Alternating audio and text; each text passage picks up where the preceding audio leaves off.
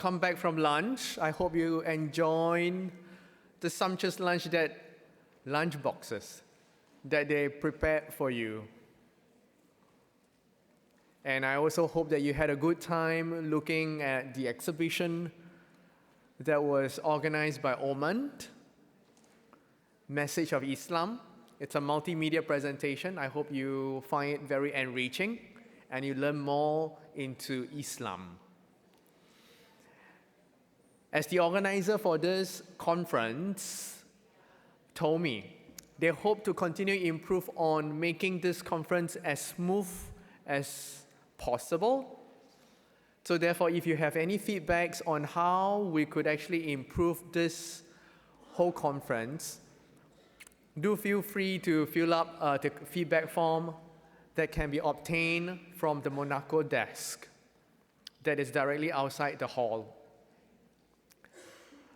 Without further ado, I would like to call upon Mr. Toki Andrea Mangiato to introduce our next panel discussion.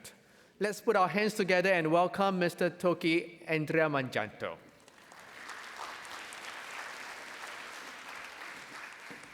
Thank you, Kiri. Excellences, Mesdames et Messieurs,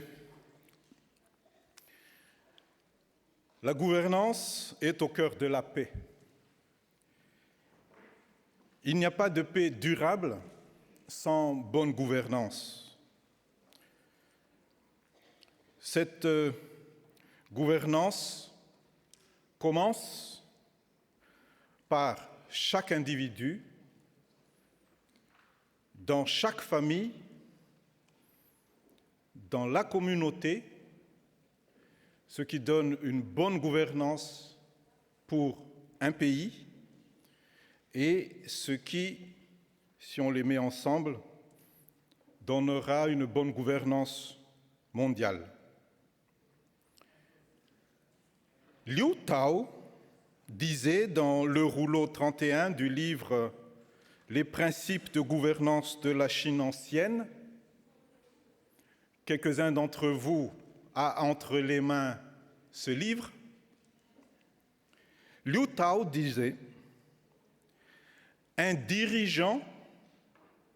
Si un dirigeant n'est pas vertueux, il risque de mettre sa nation en danger et de créer le chaos chez ses sujets. Un dirigeant vertueux amène la stabilité dans sa nation et l'ordre chez ses sujets. Le destin d'une nation dépend en premier lieu des capacités et de la sagesse de son dirigeant et non de la volonté divine. Cette sagesse ancienne nous montre bien le lien étroit qu'il y a entre la moralité et l'éthique avec la bonne gouvernance. Excellences, Mesdames et Messieurs, maintenant nous accueillons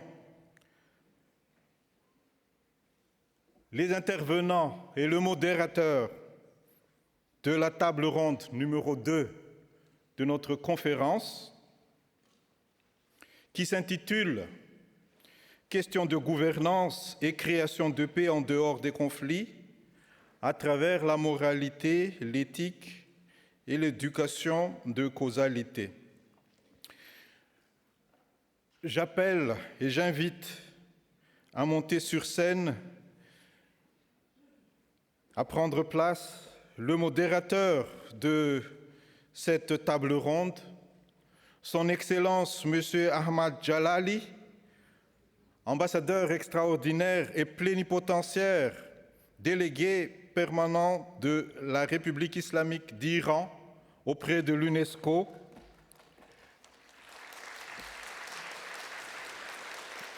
J'appelle Dr.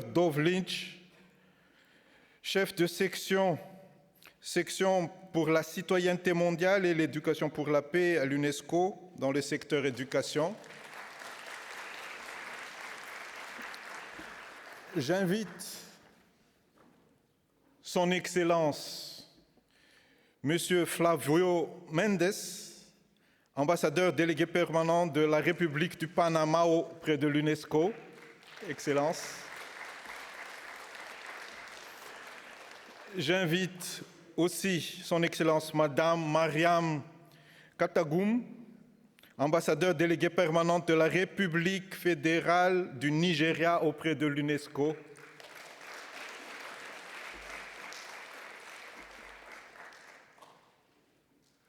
Il y aura tout à l'heure qui va arriver le Vénérable Wu Shin, qui arrive tout à l'heure et qui va rejoindre le panel, mais dorénavant, Your Excellency, Mr. President, je donne la parole à Monsieur Son Excellence Ahmad Jalali en tant que modérateur de ce panel. Merci.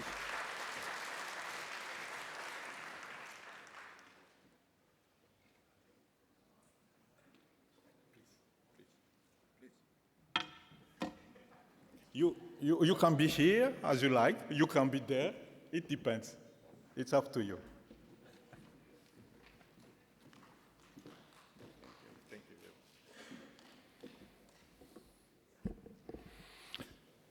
Thank you very much. I'm happy to be here again on this occasion.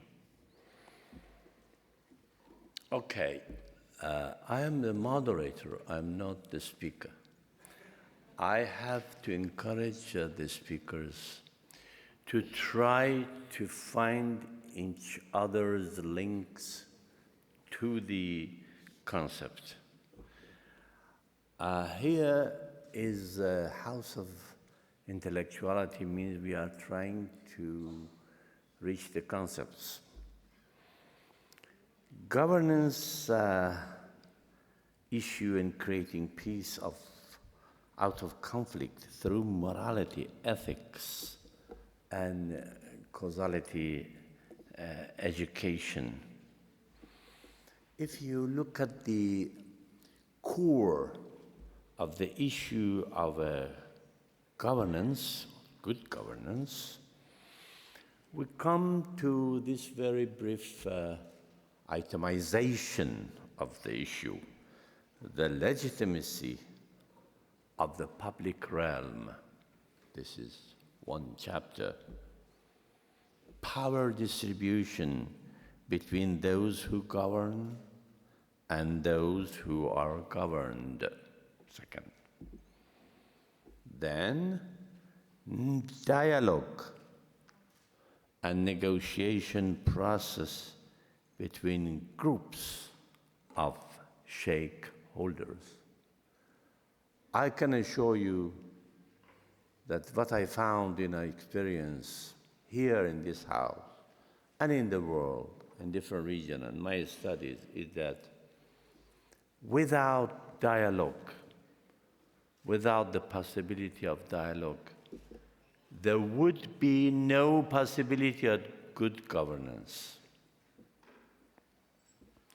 And then decentralization of the authorities and functions of the government. All of this to take care of, we need the spirit of morality and the ethical code for that. How this collection could be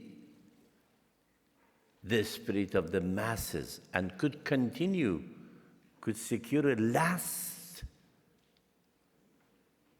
lasting peace, it would be only through the education. Therefore, with this brief introduction, we can find the conceptual interlinkage of the topic, of the items included in the topic: governance, creating peace in conflicts, morality, ethics, and causality education. Therefore, I will sit down then and will invite colleagues to talk about that, and then we will share the ideas. We'll share among the speakers and among the audience. Thank you.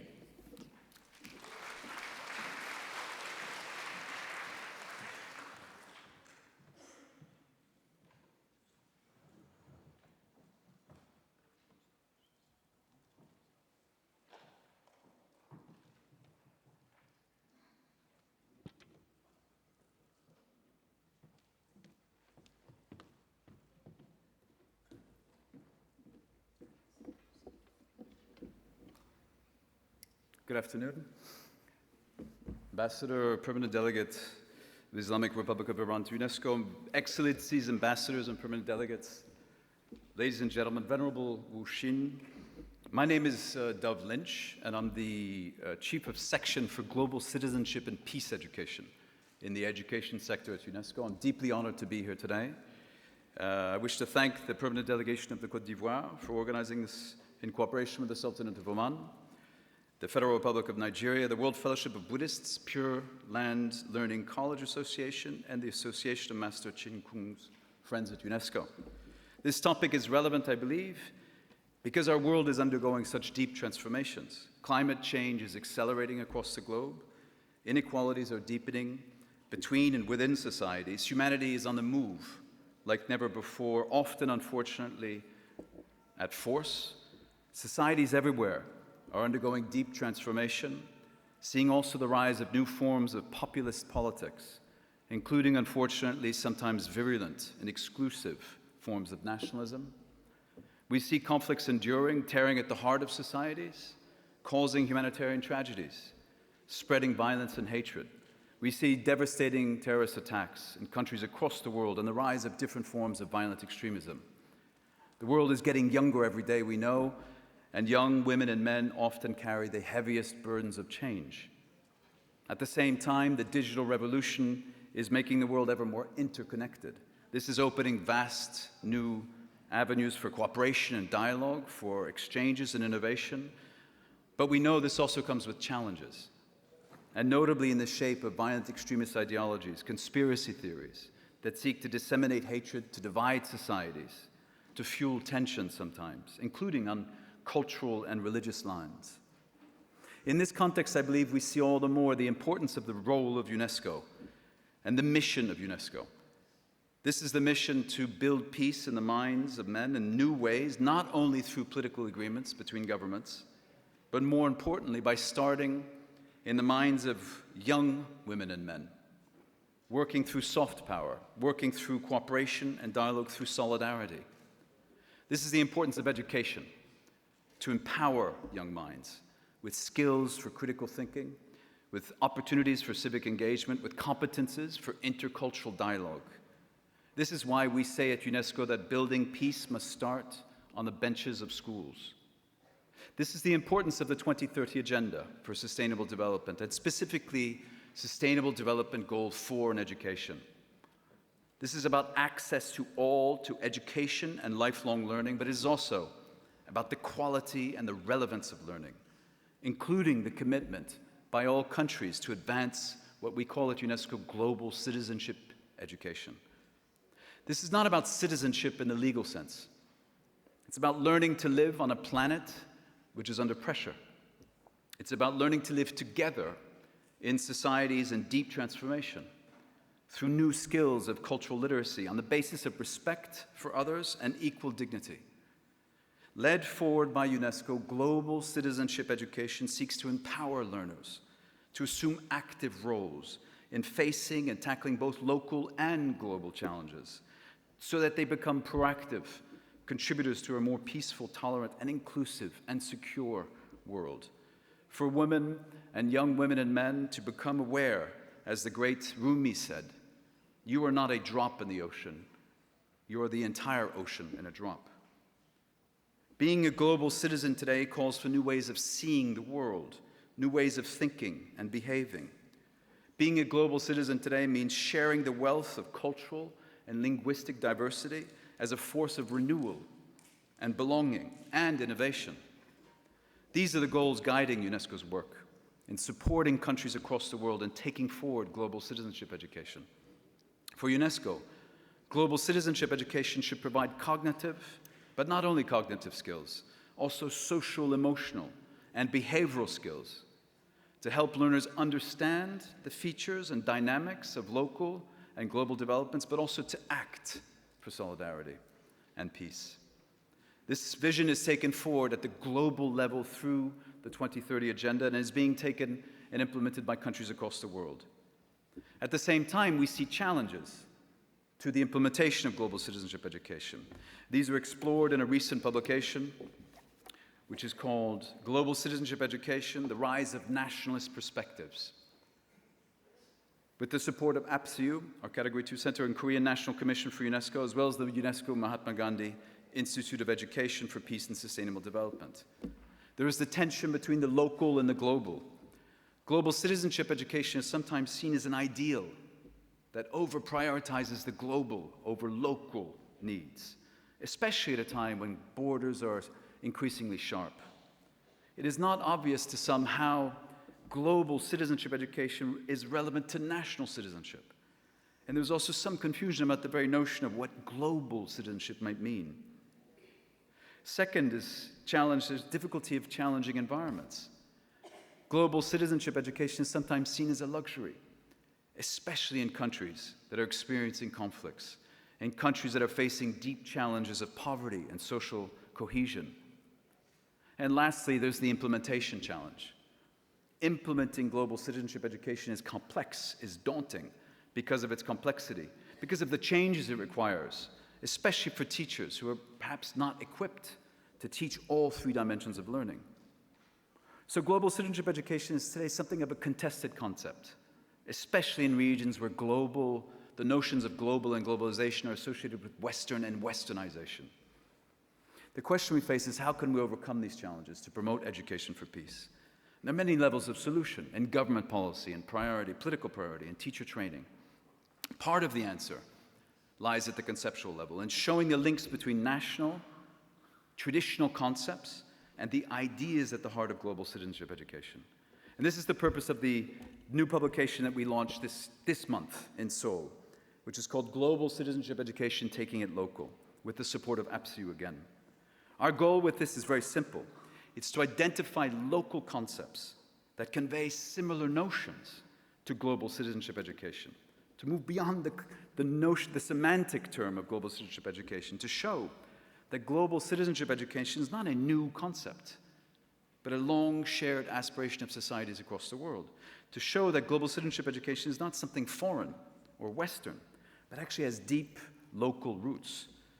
In this publication, we highlight the connections between the core notions at the heart of global citizenship education: solidarity, a shared sense of humanity, respect for diversity, and very important national concepts and principles, such as Ubuntu in Southern Africa, like the Charte de Mondaine in Mali.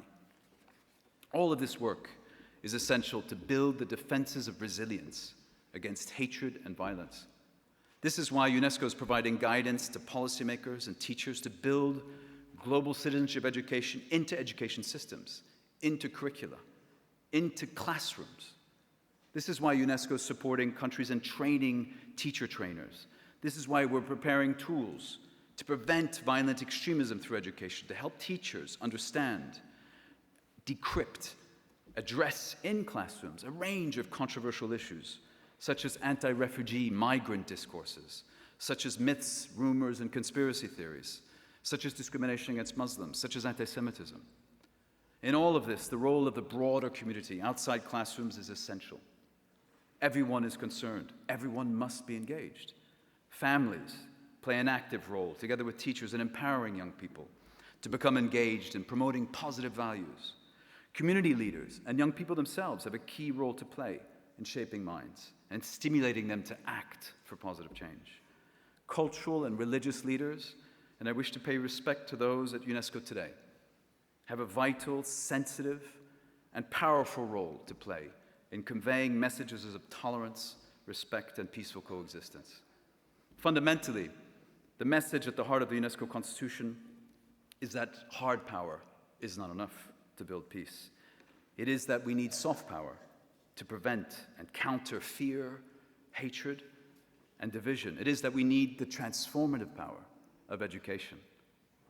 In his memoir, Long Walk to Freedom, Nelson Mandela wrote, "No one is born hating another person because of the color of his skin or his background or his religion. People must learn to hate, and if they can learn to hate, they can be taught to love.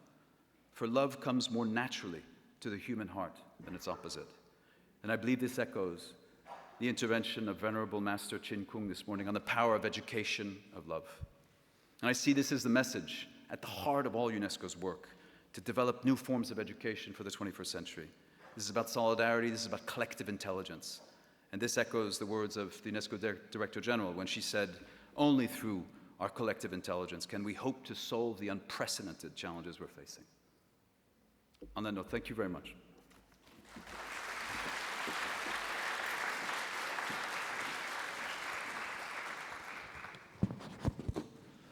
Thank you very much. Thank you very much, dear Dov Lynch, Chief of Section of Global Citizenship and Peace Education, UNESCO, very, very sensitive area.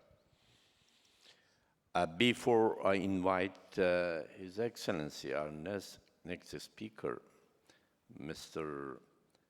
Flavio Mendez, Ambassador and Permanent Delegate of the Republic of Panama to UNESCO, to take the floor, I would like to say that he's going to say a few words on governance and management of everyday life in a modern society. I'm sure that with a comprehensive view and the experience and intellectual capacity he has enjoyed during his career and his personal achievements, he would try somehow to connect what he wants to say in the line of what was said by our colleague from UNESCO.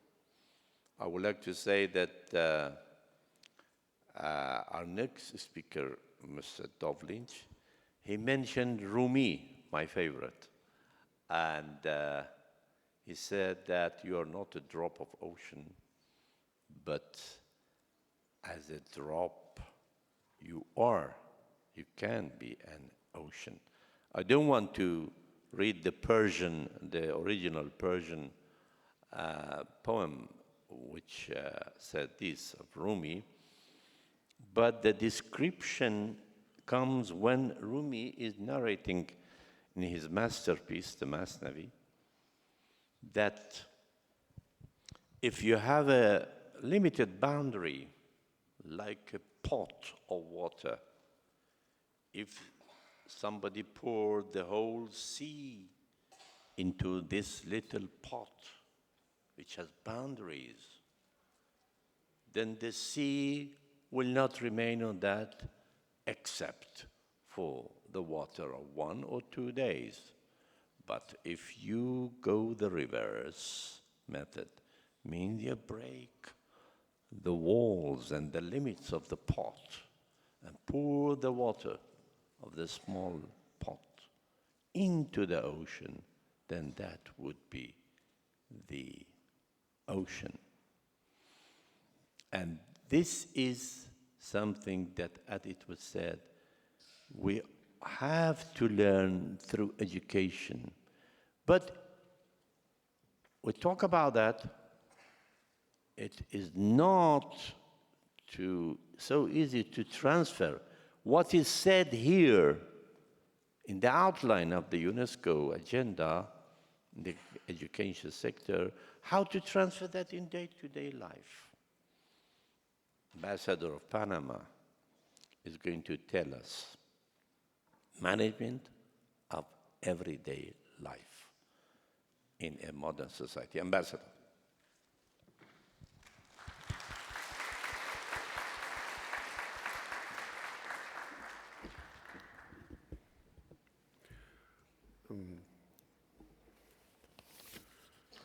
First of all, I'm very honored to be in this panel. The reason I'm here is because I was invited by Master Shin Kun to converse, to have conversations about life. And along that conversation, he found out that the delegation of Panama for several years, until about a year and a half ago, I've been here 6 years, was comprised of the great amount of diplomats and staff of one. It is, of course, the smallest delegation or diplomatic mission that can exist. So up to about a year and a half, there was only one diplomat, myself, no secretary, no staff, nobody else, but a very empty room. Nevertheless, the delegation is very active. And the conversation rose, how did you do it? How was the work done? And I said that I had a system of life. I was a public servant, and I have applied that system. But before I get into the detail of what is the system, I have to give you a little background so you can understand why I have to sort of create that very basic system. I am a third-generation diplomat. I was born, of course, somewhere else, not in my country. By the age of 10, I had already gone through 4 elementary schools in different languages. Those of you that had that experience, at least with one change of elementary school, you can imagine 4. Luckily, in the last one, it was my home country, Panama, where I changed of 2 schools. And this last school was a Catholic school. I had the luck of having a priest from Spain that took his time to teach me Spanish, starting with as simple as I am, you are, he is. And at that moment, it was a little confusing because the way I spoke, I am, you are, he is, was in Portuguese, but in a part of Brazil, which is Rio, that when I say, I am going to your house, on that region in Rio, we can say, we are going to your house, meaning I. So I couldn't understand in Spanish why I was in us. We are going to your house. So anyway, it was the best way to learn. And Master Kung, as you know, is also a great leader in interfaith conversation and communication. So I learned the Spanish, and eventually I fell in a group of books called Tesoro de la Juventud, Treasures of Youth. And in those books, I found out that life was, according to the books, full of great news. There was history of heroic acts, poetry, fables of Aesop. It was very rich, but always beautiful things to read. So I grew with a mind of beautiful things happening in life, and you should pursue happiness, and the end of the story should be happiness. So I was a very happy child, adolescent, and adult. But I dreamed that my life would be like that. So later in life, I simply waited to see if a princess will appear in my life, not seeking for, and the princess did appear right in front of me, although she didn't know for some time. Actually, she's sitting right there.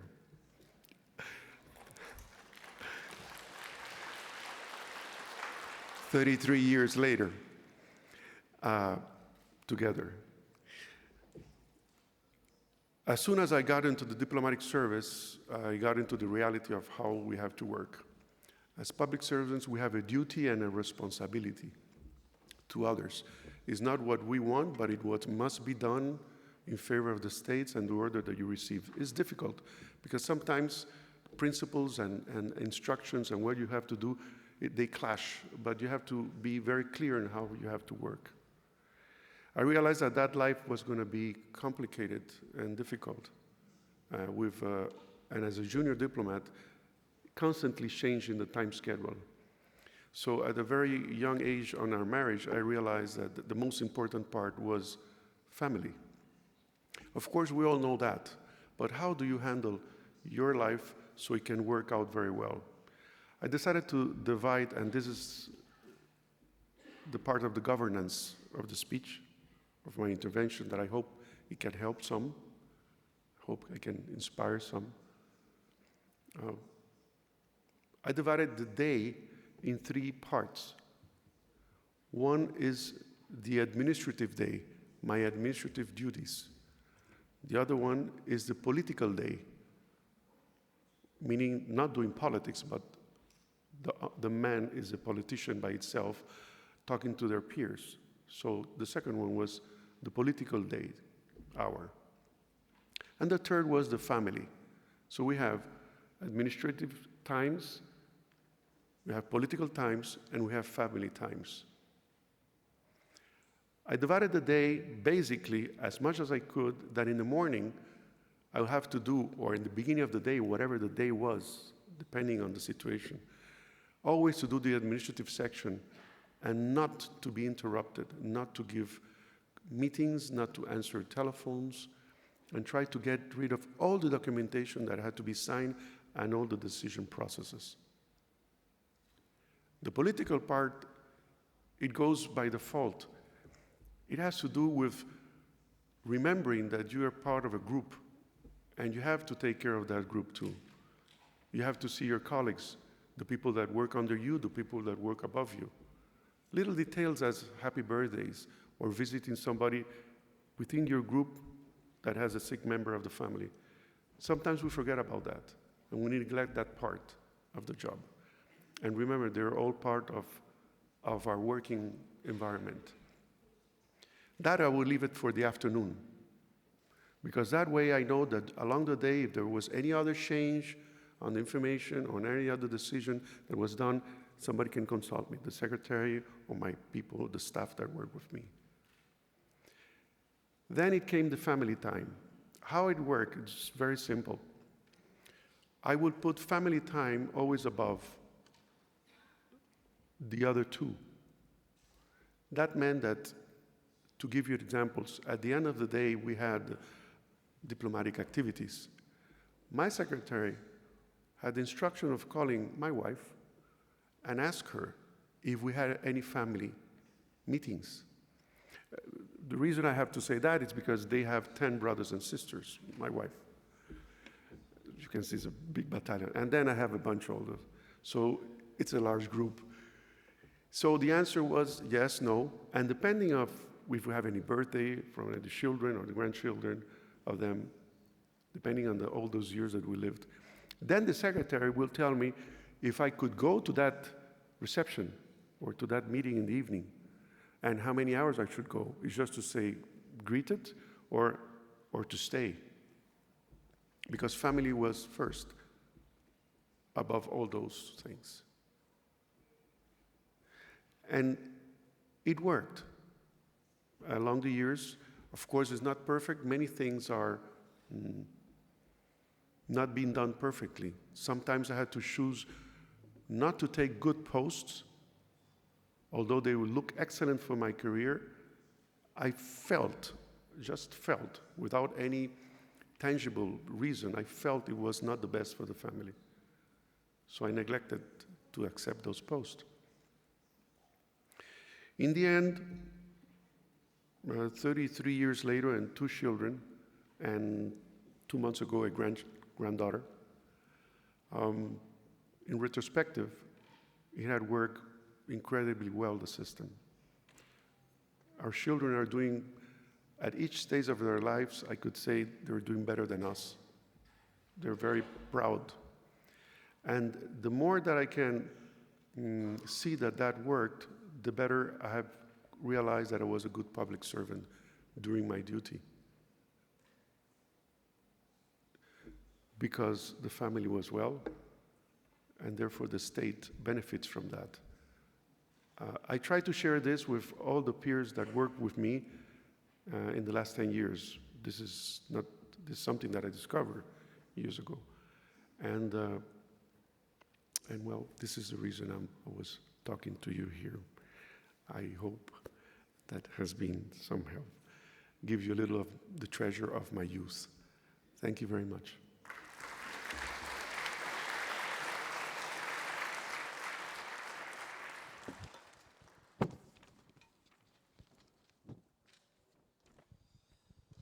Thank you very much, Ambassador Mendez. Thank you very much. You offered a practical plan, how to bring that education into the life. But because I envy your style of life many times, and I should say this, that in the beginning you mentioned that until 1 year ago or something, your delegation were no staff, no secretary, no colleague, nothing, but it was working very well. You should have said that. Then what was the factor that would work? I knew. She's there, you know. That's the engine behind everything, I know. Okay. Thank you very much. We have to talk about that later on. Now, I would like to invite one of the very, very active ambassadors, more than ambassador. She is a real partner of UNESCO for many years. Even before she became ambassador, she was a partner, and you can see her in anywhere that we need time and we need encouragement. Madam Mariam Katagum, Ambassador and Permanent Delegate of the Federal Republic of Nigeria to UNESCO. She is going to talk about governance for development and peace. I think that she's one of the very competent figures to talk about that, because she was in a position in different stages from years ago, in different gathering and development of the ideas in UNESCO about the issue, and not her position, but her personal career and personal experience will be a great help. Madam Ambassador, please. Before she starts in this 10 seconds, I should say that fortunately there are very enthusiastic figures here gathering. I have to recognize many distinguished colleagues here. At least two of them I see in front of Michael, our previous chair of the executive board, and a very good contributor to the development of ideas here, and distinguished ambassador of Oman here there. In the whole area, you know, you have seen the exhibition. She was very active. Thank you. Madam Ambassador. Thank you very much, Mr. Moderator. I'm going to speak on governance for development and peace, but with a slant in the sense that I'm revisiting the roles of traditional institutions in Africa. So I'm not exactly going the UNESCO way, I'm looking backwards to Africa. Excellencies, ambassadors, permanent delegates, distinguished fellow panelists, ladies and gentlemen. Nigeria is greatly honored to be a co-organizer of this conference. I'm delighted to have this opportunity to highlight the need for the promotion of dialogue between traditional African institutions and the modern state for the enhancement of good governance for development and peace in Africa. With such a dialogue and resulting education, we shall be creating peace out of the existing conflict between the two systems of governance. As a result undertaken by African countries in the late 1980s and early 1990s, economic and political governance in the region has improved considerably. However, the prevailing rate of poverty and other socioeconomic indicators are evidence of the development challenges faced in Africa. Ethnic, religious, and civil conflicts also abound, with frequent electoral and post-electoral strife. According to the Internal Displacement Monitoring Center, there are 12.6 million African internally displaced persons at the end of 2016. In the first 6 months of 2017, an additional 2.7 million people have been internally displaced. Most of the time, internal displacement is not the result of natural disasters. Conflicts cause 75% of new displacements so far in 2017. Therefore, the primary driver of internal displacement is politics in the context of poor governance. The Mo Ibrahim Foundation defines governance as the provision of the political, social, and economic public goods and services that every citizen has the right to expect from their state, and that a state has the responsibility to deliver to its citizens.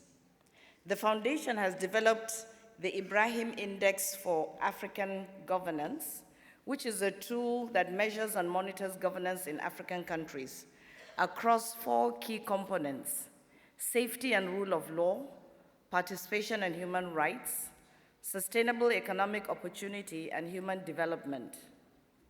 One of the key findings of the 2017 IIAG report is that 1/3 of the countries driving overall improvement in African governance failed to build on prior progress. It goes on to state that while the majority of countries improve in overall governance over the last 10 years, half of these show this progress to either be slackening or trends showing signs of reversal, with serious decline in the last 5 years. Africa's improvement, in average, has therefore slowed down. And this slow progress is reflected in the governance categories of this foundation.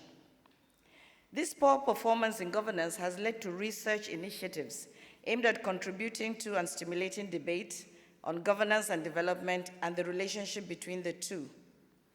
Many of such studies argue that externally imposed good governance, in quotes, make unrealistic assumptions about the choices leaders and officials are in practice able to make. As a result, reform initiatives fail while ignoring the potential for addressing the causes rather than the symptoms of the situation. There is therefore a need for fresh policy thinking or new ways of envisioning good governance in the region. Therefore, a number of studies have affirmed the relevance and legitimacy of institutions of traditional leadership. Large segments of the population, especially in rural areas, continue to adhere to traditional institutions in spite of the provisions of the Western-style modern state. This fragmentation of the institutions of governance, it is argued, has contributed to Africa's crisis of governance and development. To reverse the crisis, the existing duality has to be addressed by exploring ways to reform and integrate the two parallel institutions. Traditional institutions, you'll agree with me, represent the history, culture, traditions, and governance systems, so they're indispensable to facilitating democratic transformation and socioeconomic development. Contrary to the general belief, there is a convergence of traditional political values with modern democratic governance. Such values of the traditional system include direct participation in decision-making, resolution of conflicts by narrowing differences in order to establish peace and harmony and to prevent future feuds, narrowing the gap between the rulers and the ruled through direct participation of all adults in making and enforcing rules, and most importantly, respect for dissent and protection of minority views and interests by requiring consensus on decisions. The Economic Commission for Africa, and here I'm just going to give a few examples, within the framework of the Project Governance for a Progressing Africa, has identified some key roles played by traditional authorities. The first role is advisory to national governments, particularly in terms of regional and district levels. Secondly, they have a developmental role in supporting government's efforts in mobilizing the population for the implementation of current development projects, such as when you have vaccination campaigns, you want to popularize girls and women's education, and so on. Thirdly, traditional institutions play a prominent role in conflict resolution through intercultural and interreligious dialogue, thereby ensuring peaceful coexistence in the society. Now, I'm going to quickly take 3 examples from 3 traditional institutions from different parts of Nigeria. And I'm using this to demonstrate how these traditional institutions are still valid and how they can have a value addition to the modern system of governance. My first example is from the Hausa Fulani governance system in northern Nigeria. Traditionally, the Hausa Fulani governance system is hierarchical. You have the blacksmiths, the cobblers at the bottom of the pyramid, and the emir and his councillors at the peak. Governance is conducted through a system of ranked and titled offices known as Sarautu. That is, Sarauta is singular, Sarautu, titles. The emir also has his dogare, that is the local police, his own palace guards, who also ensure enforcement of codes of ethics and protocol. He also has an alkali, who is the chief judge, and who from time to time consults the emir in terms of dispensation of justice.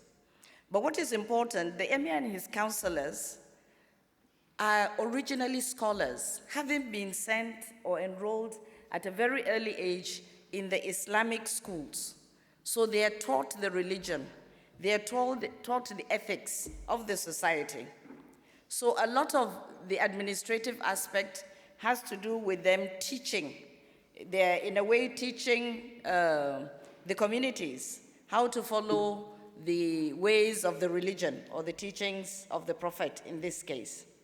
As the leader of the people, the emir provides guidance to the councillors and is responsible for maintenance of stability during times of crisis in his domain. Now, the second example that I'm going to go to quickly is the Yoruba in the western part of Nigeria. You have the Yoruba tradition where you have an Oba. An Oba is also the head, and he is assisted by a council of chiefs. And this council has powers to enact legislation for the effective and good governance of the people and for taking decisions pertaining to waging of war and so on and so forth. Now, the Oba in council adjudicates on serious crimes such as murder and treason, but less offenses fall within the competences of the district or the village heads. Although the Oba is regarded as the supreme leader, most of his decisions are taken after due consultations with the chiefs. The third example is that of the Igbo traditional society in eastern Nigeria, which is quite different from the two.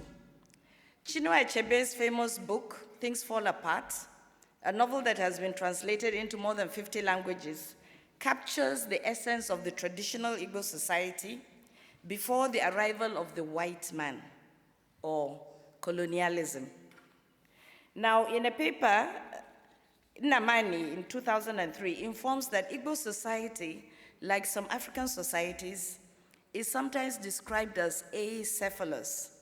These are territorial communities united by the rule of law, but lacking a distinct head, without a leader, societies in which the largest political unit embraces a group of people, all of whom are tied by ties, they are united by ties of kinship. Not that there is a head, they are all kith and kin. This is an institution based on communal solidarity, collective action, horizontal political structure, which places premium on leadership rather than authority, and the absence of role specialization or class differentiation. This system of governance is based on the community, that is the village or the clan, headed by a council of elders. Governance is based on agreed laws by the community, as defined by the community. And in Igbo land, the governance, the agreed laws are enforced by the Ekpe society or the Okonko. These are like traditional police. Now, one thing that's very interesting about this community is in terms of development, they believe, they have the philosophy that nobody leaves his brother behind, or that they're brother's keeper. So whatever happens, they have to act collectively. So community development, that is in terms of, I'm now linking governance and development, is carried out through a committee of friends or age grades. If you are born the same year, that age grade, those that were born 1980, they keep in touch. Any development effort, that age grade will come to the community and say, we are going to construct the road from here to there. And that is the contribution of our age grade. Or kingsmen acting collectively to go and work on somebody's farm. Now, the other interesting thing about this society is conflict resolution. The way conflicts are resolved is best described, and I borrowed an Igbo proverb. And that proverb literally means, instead of a wrestling match turning into a fight, let the rain fall. Now, you imagine a village square, and there is a wrestling match, and it looks like the emotions are getting high. That wrestling match is about to become a fight rather than a wrestling match. So they will say, it's better for the rain to fall, because since we're all outside and the rain falls, that means everybody will go home. So rather than a wrestling match turning into a fight, let the rain fall. So the community, you find that they have these mechanisms that they've put in place. As I've talked about the local police, I've talked about perhaps the Council of Elders, but a distinct addition is the kola nut. I'm sure a lot of you have heard about the kola nut, but in Igbo land, the kola nut is a symbol of peace. If there is conflict, if there is somebody going to apologize to the other, he will take a piece of the kola nut. And that kola nut has to be broken into pieces by an elder, because they also respect their elders. So he who brings kola brings life. And I encourage you all to read this book by Chinua Achebe. Now, to conclude, ladies and gentlemen, I wish to affirm the point made in my opening statement that we need a program to promote dialogue between the traditional and modern systems of government. Such a program should first of all include efforts to inform and educate the youths on the moral values and ethics of traditional societies and institutions. So education is key. The program should also educate government officials and parliamentarians on the traditional systems of governance, with a view to highlighting the convergence between the two. Let me therefore end with a quotation from the Governing Principles of Asian China, one of my favorite books now, verse 238 on page 289 of the first volume, talking about caring for people. And I quote, "For those who bring benefits to the world will also bring benefits to them. For those who bring harm to the world will also bring harm to them. A benevolent leader, a benevolent ruler, will attract the populace to follow him. because he is good at bringing benefits to the world. I thank you for your kind attention.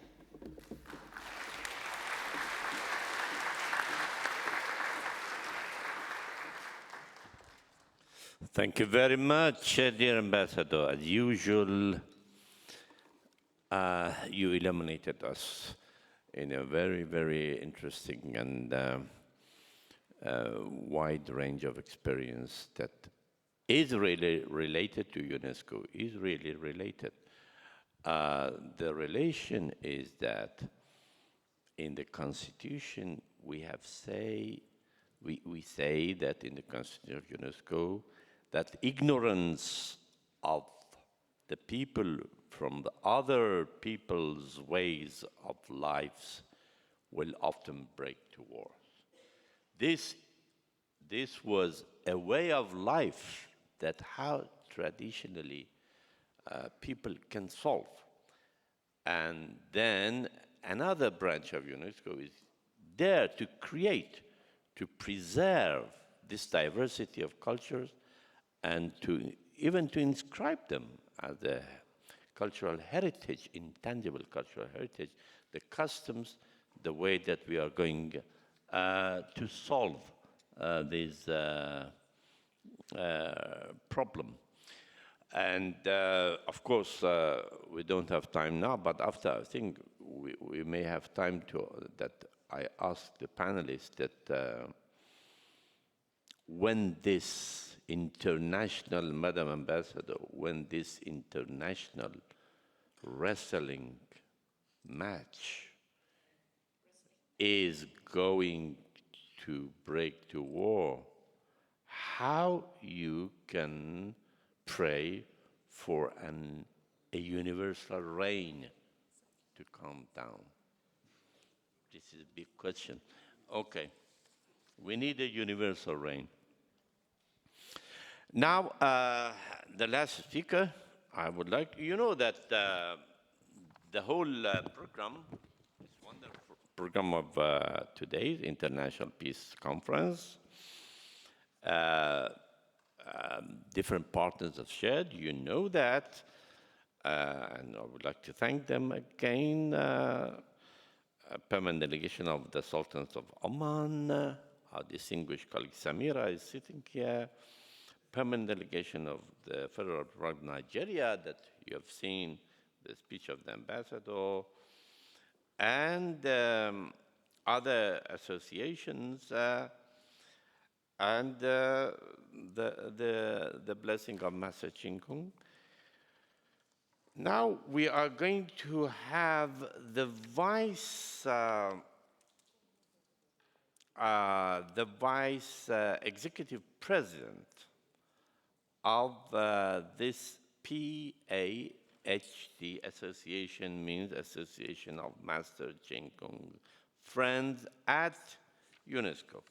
He is going to talk to us about fostering peace and harmony through religious education. Venerable Wu Shin, please.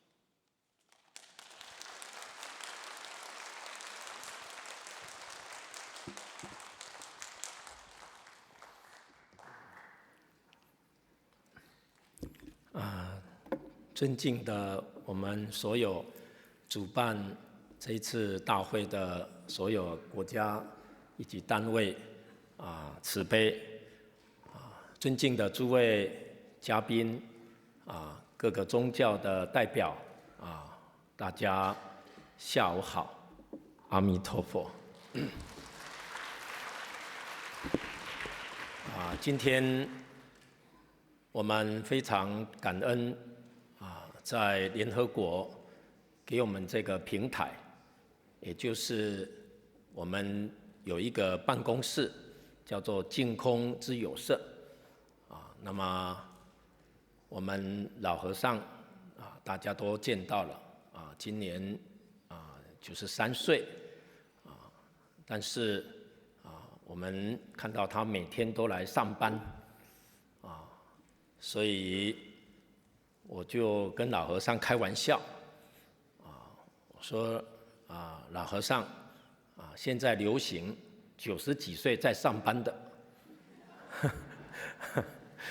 其实老和尚你看他天天上班身体很健康，精神非常的愉快所以看起来不像90几岁因为呢，他心里面有一个悲天悯人希望世界能够安定和平这个就是我们所谓的真正的爱世人所以这个爱世人其实就是我们师父心里面的最大的希望那怎么爱世人？我们看着我们师父每天上班，跟所有大使大家一起交流一起互动那么把他的和平这个理念化解冲突世界安定的这个理论方法来跟大家交流而且他每天都要录制神爱世人我们老和尚告诉我他现在什么经都不讲，他讲什么？讲神爱世人那么这个神爱世人其实就是把所有宗教的精华各个经典的对世界能够和平上帝这个神怎么爱世人最重要的金句把它集合起来所以他现在每天上班跟大使交流然后每天讲解神爱世人这就是他每天为什么身体这么健康精神这么愉快最主要的原因就是爱世人所以心中有爱不会老不会生病而且我们今天讲健康长寿幸福美满快乐都在这个爱世人里面所以我们师父常常告诉我们这个宗教是什么这也是很多人在问的问题宗教就是爱每一个宗教的上帝每一个宗教的神都是讲神爱世人所以这个神爱世人就是代表宗教教育那么我们今天学习宗教就是学习这个神学习这个上帝把上帝的爱放在我们自己的身体里面代表上帝去爱世人这就对了所以我们师父净空老和尚他就做到这一点那么在东方能够把儒释道的教学恢复起来西方能够把宗教教育恢复起来这个世界就会和平所以这是我们师父上人在这几年所做的最重要的大事那么我们上人也关心的就是这个宗教现在最值得我们忧虑的就是宗教师以及这些讲经教学的老师越来越少我们师资供养不足所以他很忧心所以希望赶快培养年轻的人来接班把宗教教育遍及全世界来化解冲突化解错误的想法看法也就是我们要依照神圣的经典落实经典里面的教义作为神真正的儿女这就对了所以现在他在英国汉学院积极培养这个如何弘扬圣贤伦理道德因果教育的人才所以这个弘扬这个教育现在需要年轻的一般大家发心我们好好的来把它发扬光大作为上帝真正的儿女希望把上帝给我们的使命也就是把这个地球变成天堂，变成佛国，变成极乐世界这就是我们讲爱世人最重要的目的那么要如何来做到其实和平、安定、幸福、美满的根源是在乎人心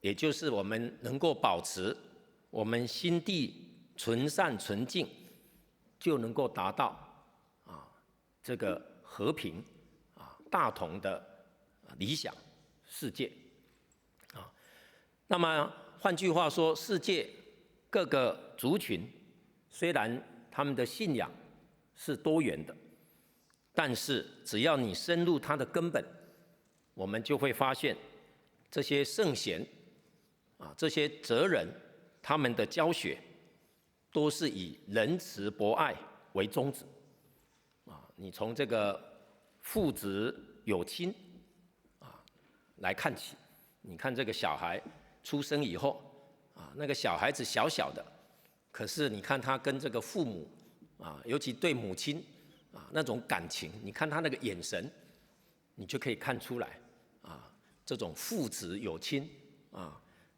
然后从这个亲情这个爱慢慢逐渐再扩大到爱全人类，爱全宇宙，你看这个世界就可以和平所以我们要积极来推动这个爱的教育、爱的教学换句话说，积极推动全民宗教教育伦理道德的教学，这样才能够化解国家、宗教、族群之间的种种冲突那么最重要的就是要学习我们互相交流、互相学习各个经典里面最宝贵的教训所以这个《神爱世人》这本书非常重要所以这些圣贤的智慧，他们都是超越时空的真理，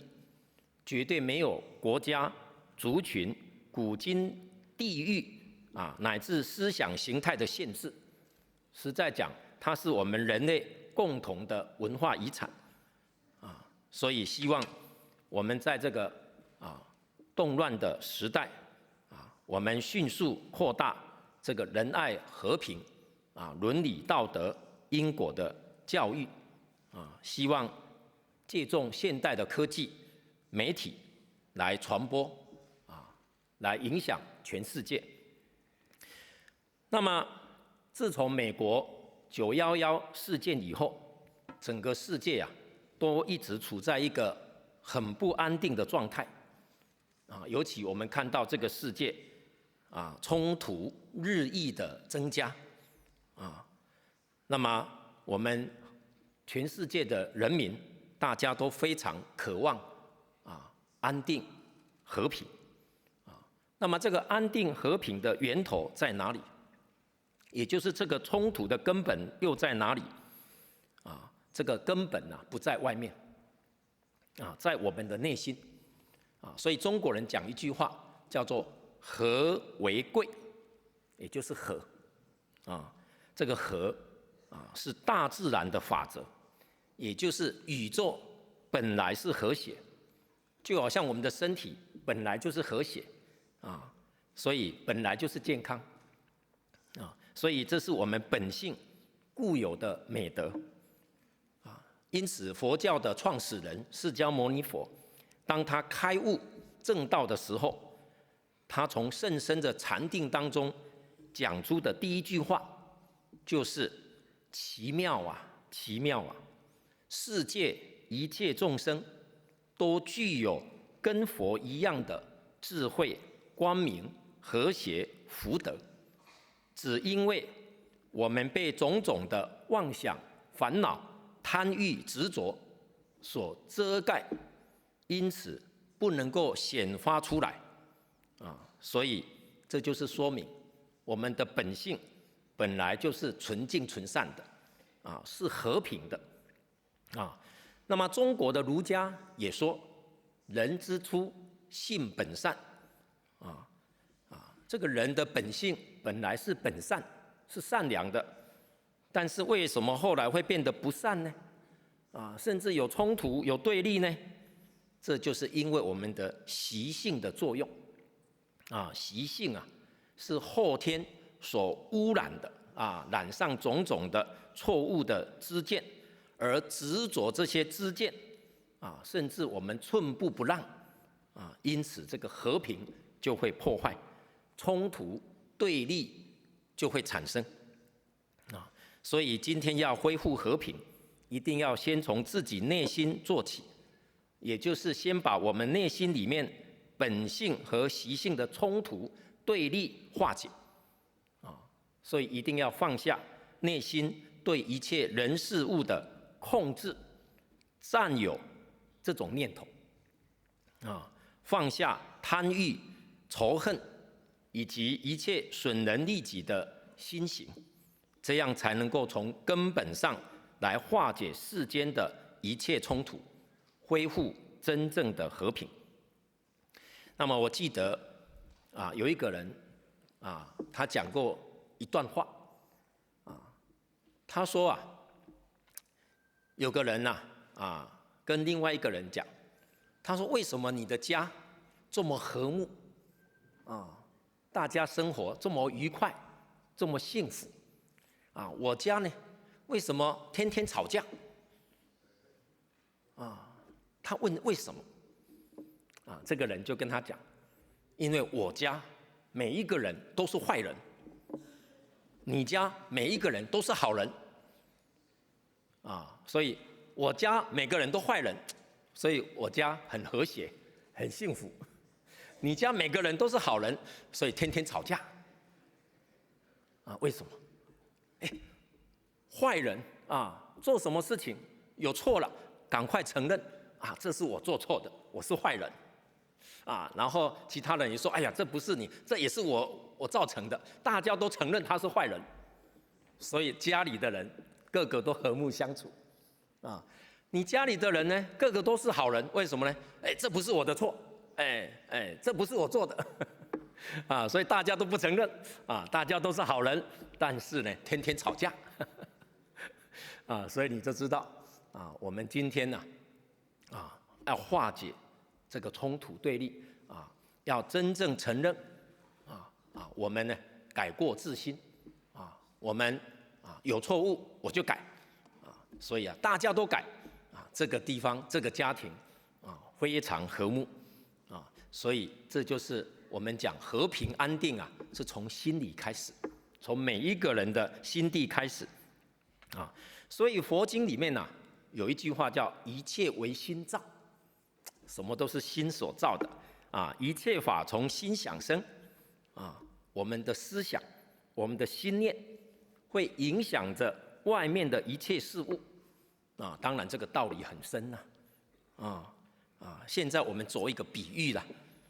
比如像做梦每个人都会做梦如果今天呢我们的心态很好，晚上睡觉去做一个好梦你看呢梦中这些人事物都很美好那如果我们心里常常想不好的想要这个报复或者是怨恨别人伤害别人好了，晚上睡觉做什么梦呢？做噩梦梦到什么？梦到人家找你麻烦人家呢要害你要杀你，你看吓得一身冷汗醒过来一场梦所以梦有好梦有噩梦那这个好梦噩梦怎么来的呢？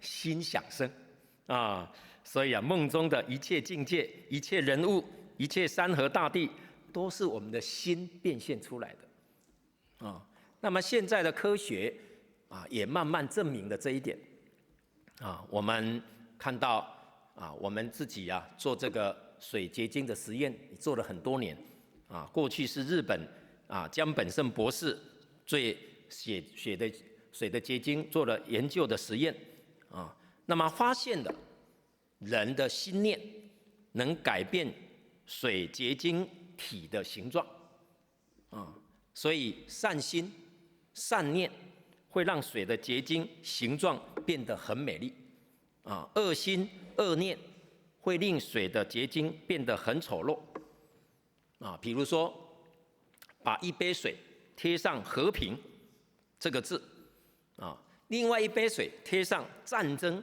这个字样，过一段时间透过仪器来观察，就会发现到这个贴和平的水结晶变得非常美丽贴战争的水结晶呢，这个变得十分难看所以现在用科学证明了，心善良、心慈悲，你的环境就好我们今天呢，心不善我们的环境就不好所以大家想想，是不是这个科学实验证明的心念会影响物质的变化，心念会影响改变外在的环境所以这个发现就让我们带来一个新的思考也就是说，我们要净化这个世间环境，先要净化我们的人心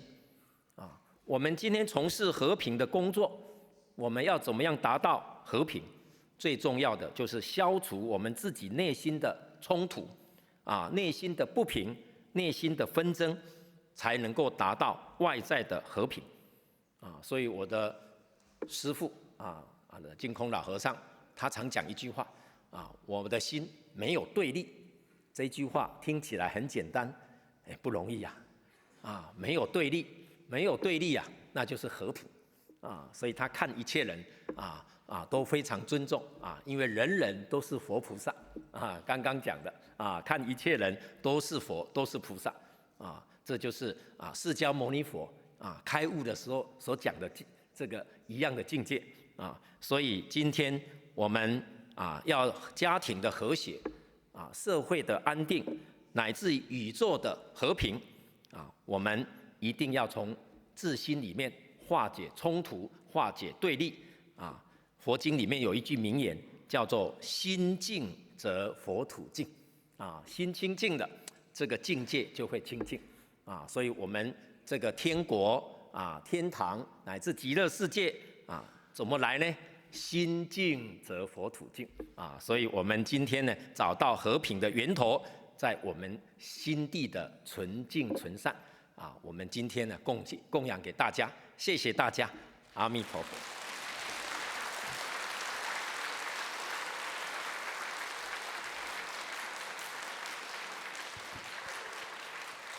Thank you very much. Thank you very much, Venerable Wu Shin. Important and a wide range of points that could together build up a structure for approach to think of how religiosity can culminate to the creation of peace. There are excellent points that I can refer to, and I'm sure that our panelists, but there is only a few minutes left of our time because we started a little, about 10-15 minutes late. I prefer that with the permission of panelists to give the floor to the audience in this short time. If you have any comment or question to contribute to the gathering. Anyone from the audience?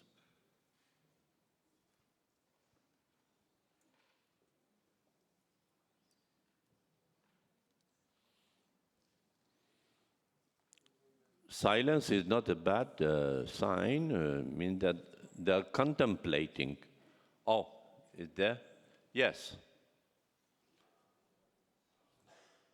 Madam, you have the floor.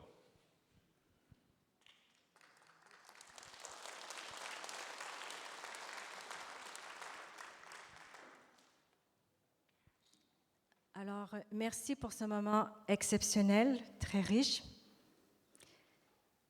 Je viens du Canada et nous parlons beaucoup avec nos communautés autochtones dans un langage de réconciliation. Et le premier élément qu'il mentionne, c'est le retour à la terre, aux sources, et que nous avons perdu cet élément de connexion avec notre écosystème, la nature. Comment voyez-vous à travers ce dialogue, à travers toute cette valeur qui nous entoure, la place de la terre?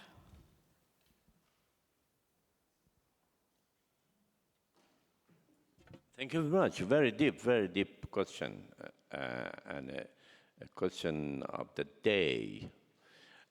Anyone of our colleagues would like to react?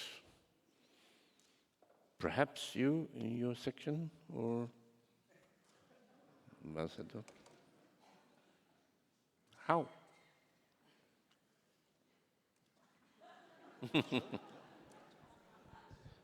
Merci beaucoup. C'est une question fondamentale qui est liée à la mission de l'UNESCO, qui est une section un peu différente dans le secteur de l'éducation, qui est l'éducation au développement durable. Je ne vais pas parler pour eux, ce n'est pas ma section personnellement, mais c'est une section qui est dédiée à l'éducation, justement à l'éducation pour développer et entretenir ce rapport à la Terre. Ce rapport à la planète, une planète qui est de plus en plus sous pression, comme nous le voyons tous les jours. Donc ça se décline par de nombreuses façons, de guides pour les décideurs politiques jusqu'aux enseignants dans les classes. Donc je vous inviterai, je peux vous en parler plus dans les marges de cette conférence, de ce travail qui est important. Merci. Thank you very much. Any other point? May I add just one point? What it said that your question reminds us of the need for a paradigm shift, or at least reviewing the different paradigms which has governed our society, our minds, in the last 1.5 century. In the 19th century, there was a concept of progress. That progress was a train that if any nation does not jump on that train, will be forgotten. So progress. Then finally we come in the middle of 20th century that with that notion of progress, that paradigm, we are making another planet, another way of life. Then we decided to think of development instead of progress. Then development the paradigm of development took this place. And the main component of that paradigm was economic success, industrial success. Just, it was in early 80s, that Javier Pérez de Cuéllar, the Secretary General of the United Nations, he appointed a group of people, wise people. It was in 1988. He appointed a group of people to perform a deep studies that between the culture and development. Shall we leave the culture? Shall we leave the economic success to run, to march on our life, and we don't think of culture? The absence of culture was the reason that he appointed that group. The result of 10 years of that group, eminent group, was manifested in the conference of 1998, after 10 years, in Stockholm. UNESCO did that. Federico Mayor, at that time, was Director General of UNESCO. And you can see the report, the role of culture. And that, then they found out that the real component for the development to be permanent, sustainable, is including the element of culture.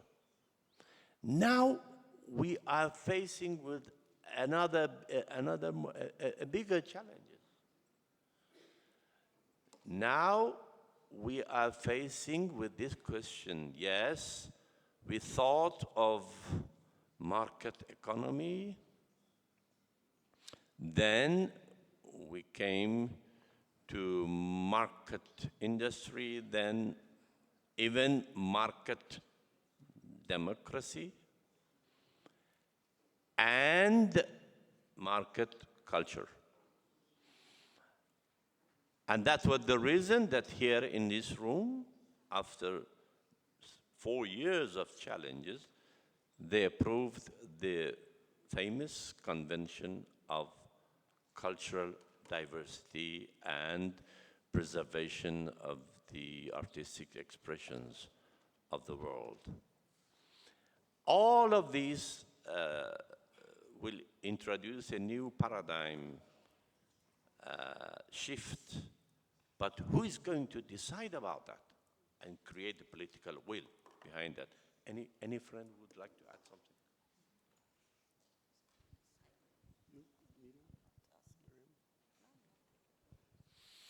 However, there is no time, otherwise we could discuss more. I hope we didn't answer your question. That we tried to say that the question is much deeper that we can answer now.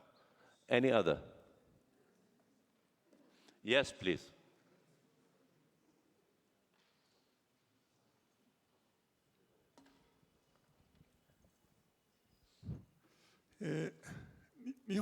京都から今日は参加をさせていただきました、トゥンシー水耕中西随光と申します。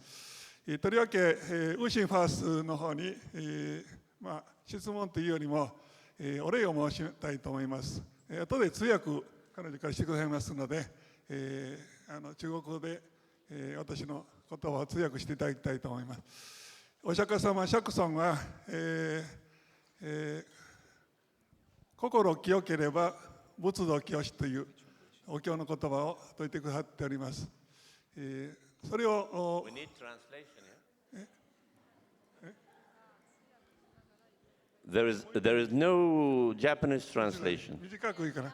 ショートクエスチョン。心が清ければ仏道清しという教えを釈尊は説いてくださっておりまして、それを鎮魂ファースが世界の平和の構築のために私たちの心を清めるということが大切なんだということをお示しご説法してくださっております。それをウーシンファースが今日はご説法してくださって心から感謝を申し上げたいと思います。ここにこの世界の平和の大きな指針というものが示されておるというように思います。宗教を超えて私たちの心を清めていくということが世界の平和の大きなこれからの大切なことをやるということを感謝を申し上げまして、ウンシンさんの今日の話に感謝を申し上げたいと思います。それでは通訳していただきます。不好意思，请允许我用中文做翻译解释。请问我们会场可以就是翻译，用英文说一下，就是这一位中西法师，他的这一个意思。他是来自日本的法师，名字叫中西随公，中西随公。然后他想今天对于这个悟行法师的说法，就是刚才15分钟的演讲，做一个感谢和他一个发愿，就是对于悟行法师刚才提到我们心净则佛土净这一句佛经上面的话，这是非常重要的释迦世尊的遗教。然后净空老法师多年来用他的真实的行动，然后证明了这一句话是非常的重要的，也是对于我们净宗学会非常重要的精神，也带给构建和平的世界很大的启示。就是说，我们的心如果清净了，那么世界就会清净。这是净空法师给予我们非常重要的指示和将来我们工作的非常重要的指导理念。他说对于这一件事，他也会尽他的力量去实行，然后也很感谢悟行法师今天的说法。感恩阿弥陀佛。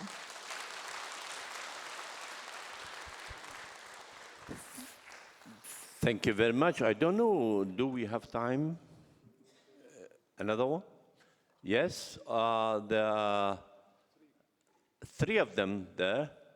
I don't know. How much do we have time? Let me ask. Okay, I think we can take only exceptionally the one question. One of you. Can you give the microphone? I know that we do have a lot of questions from the floor. What the organizers have arranged would be to write them down on the questions, on the papers, and then we'll hand it over to the panel. But we'll take the last questions, and then for the rest, please write it on the paper. We'll pass it to the panelists for them to answer them. Thank you very much. Thank you. Peace and blessings on all the members of the panel and members of the conference. My name is Jamal Samsudin from Kuala Lumpur, representing the Pure Land Group from Malaysia. And the question that I would like to put forward is, I think the ambassador from Nigeria mentioned about conflict resolution. Yeah, using mediation as conflict resolution versus litigation. And this trend is coming up significantly in some countries. For example, New Zealand has a very advanced mediation system. The question that I would like to put forward is, how do we get mediation forward to become the conflict resolution of choice? I think that is the challenge that we have to make. In Malaysia now, what we have done is we have actually, with the International Islamic University, come up with probably the only syllabus and training course in religious conflict resolution.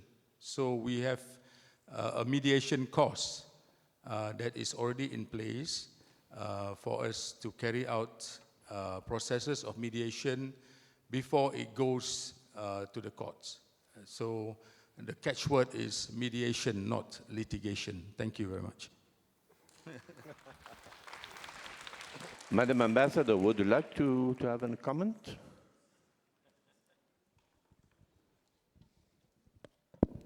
Okay, thank you very much for it. It's a question, it's a comment, and I think it's a way forward.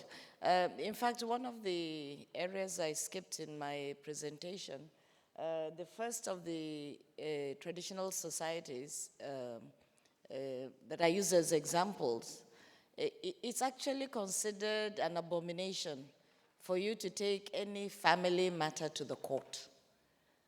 You know, that it is expected that you would have settled the matter within the family, and it should normally be that the eldest person in the family, whether he's a father, the grandfather, or a brother, should be able to settle.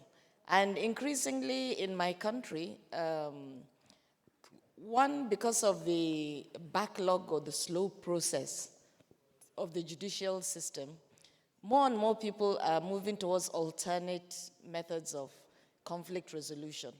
And in this case, people are coming back to associations, they're coming back to communities, and more lawyers, if I may say, are encouraging people to take alternative means of resolution. How you'll settle your matters out of court, how you'll settle matters and have a sense of, would I say, forgiveness, because sometimes you get justice in the courts, but then there's a lot of bitterness left on both sides. And you're also thinking of, you know, the issue of forgiveness, because when in some communities, well, maybe most communities, if you have an issue and it is not resolved within the community, you take it to court, there is a judicial pronouncement. Sometimes it could lead to incarceration. You also want to help that person return to the community without feeling, without having bad feelings, whether from him or from members of his family. So you have to think of, you know, yes, you've been wronged. Yes, there's been mediation, not litigation, so that you continue to live together, you know, as one. And in a way, you have peace in your heart. Because if you have a situation that goes to incarceration of the other person, when that person returns to the community, or each time you meet members of the family, there is some kind of hard feelings in your heart. So really, alternate conflict resolution mechanisms rather than litigation, I think that should be the way forward. Thank you. Thank you very much. Thank you, everybody. There are lots of things and points we can make. The time is over, unfortunately. I would like to thank all of you on behalf of my colleagues here. Thanks to all the panelists. And finally, a special thanks to the dear organizer of this event, the permanent delegation of Côte d'Ivoire, and the distinguished ambassador of Côte d'Ivoire, in cooperation with Sultanate of Oman, Nigeria, the World Fellowship Buddhist, the Land Learning College Association, and Association of Master Ching Chun Friends at UNESCO. We learned a lot when you were speaking, that how we should divide the time. You see in the family that your wife has 10 brothers and sisters, that is a birthday or something. Okay, we have a lot to decide. And by the way, today is my birthday. Thank you. Thank you very much. May we invite the panelists for a group photo? 我们现在请讲演者呢先拍张照。May we invite the panelists step forward and take a group photo?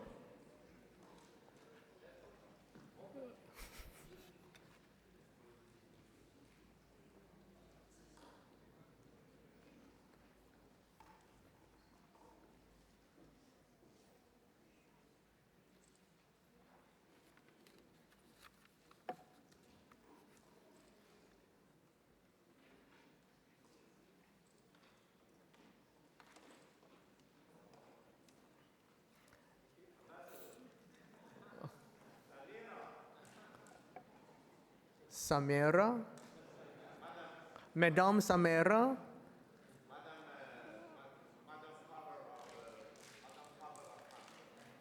Madame, please, you are invited.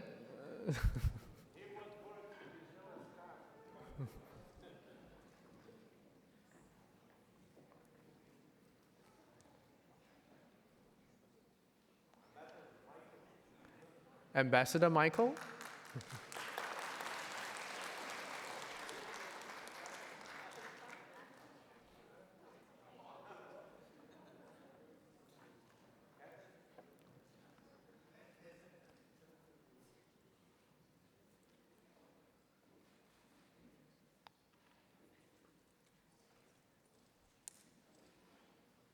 Thank you very much. Thank you to all our speakers. Thank you to panel number 2 for your very insightful sharing.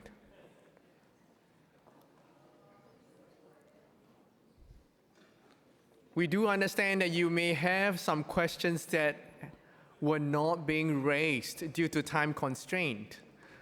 Please write it down on a paper, and then we will definitely find ways to pass it to the panelists to get them answered for you. May I invite Mr. Toki Andrea Mangianto to help us introduce our next panel discussion. Let's put our hands together and welcome Mr. Toki Andrea Mangianto. Thank you very much, thank you.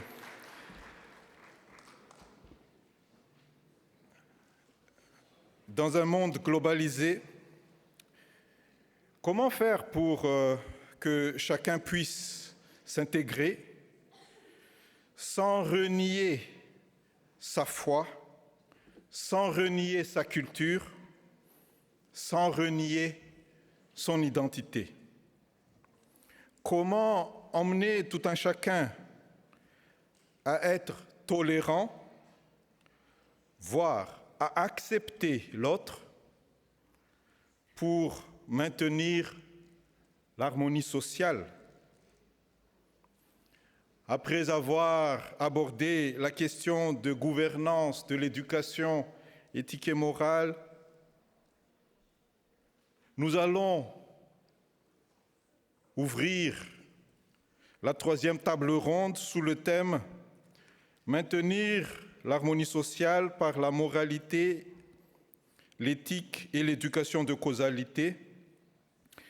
Et je vous demande d'accueillir chaleureusement le modérateur de cette table ronde, son Excellence M. Michael Worbs, ancien président du Conseil exécutif de l'UNESCO.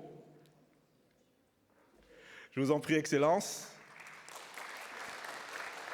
Ainsi que les orateurs, professeur Dr Enric Olivé Serret, directeur de la chaire UNESCO pour le dialogue interculturel en Méditerranée.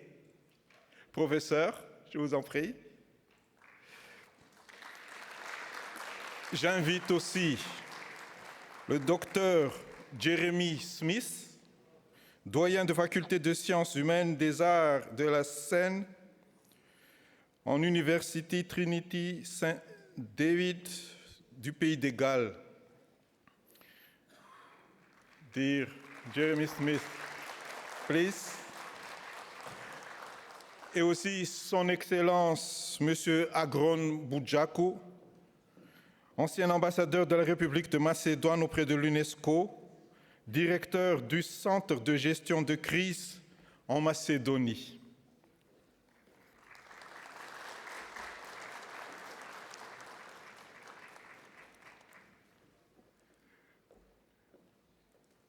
Monsieur le Président, je vous donne la parole.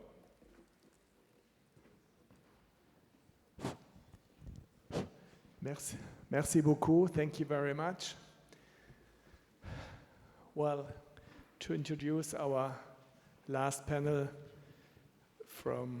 of today, I would like to refer to a meeting which Master Shin Kung had last year in Australia with 7 ambassadors of UNESCO who were visiting Toowoomba community. And he said, he reminded the ambassadors of an ancient Chinese saying, namely that education is essential in building a country and guiding its people. Without education, human nature degenerates. I mean, who would here at UNESCO put this statement into doubt? It is obviously a thought which is very old, but of which UNESCO, of course, nowadays will take utmost attention and care. And when Master Shin Kung talks about education, this is what he further said to the ambassadors, he is referring to religious education. And for him, religion, on the other hand, is vital education. Religious education, he told the ambassadors, is the most complete and comprehensive education of humankind. It is complete because it includes ethics education, morality education, causality education, and the sacred education. And if I go further back to his intervention last year, he then explained more about this, his view of religious education. So, moral education teaches us correct thoughts, speech, and behavior, and it provides benchmarks against which we ought to think, speak, and behave. Ethical education teaches us how to interact with others properly, and is an essential education that each one of us should receive. And finally, causality education is teaching about the law of cause and effect, to the causal law that good deeds bring about good consequences, whereas bad deeds result in bad consequences. So, having said all this and reminded you of, well, the thinking of Master Shin Kung, we are now going to the last panel, Maintaining Social Harmony Through Morality, Ethic, and Causality Education. We have three panelists were invited. All of them, I think, have a profound experience. I understand have a good experience with conflict resolution in different fields. They will not speak about it today, but I think this is their background, and this is why they have probably been invited to talk about maintaining social harmony through morality, ethic, and causality education. And our first intervener is Professor Dr. Enric Olivé Serret, who has been the director of UNESCO Chair for Mediterranean Intercultural Dialogue since 2004.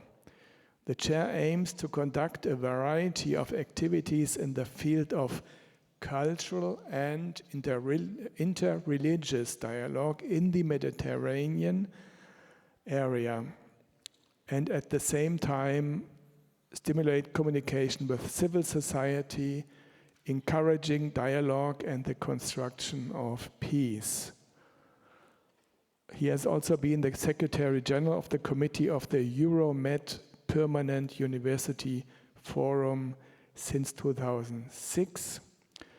This forum meets once a year and aims to assess the activities in working groups and create new proposals and challenges for higher education and research in the Euromed area. So, Professor Serret, I would like to give you the floor and to enlighten us about the topic of our last panel today.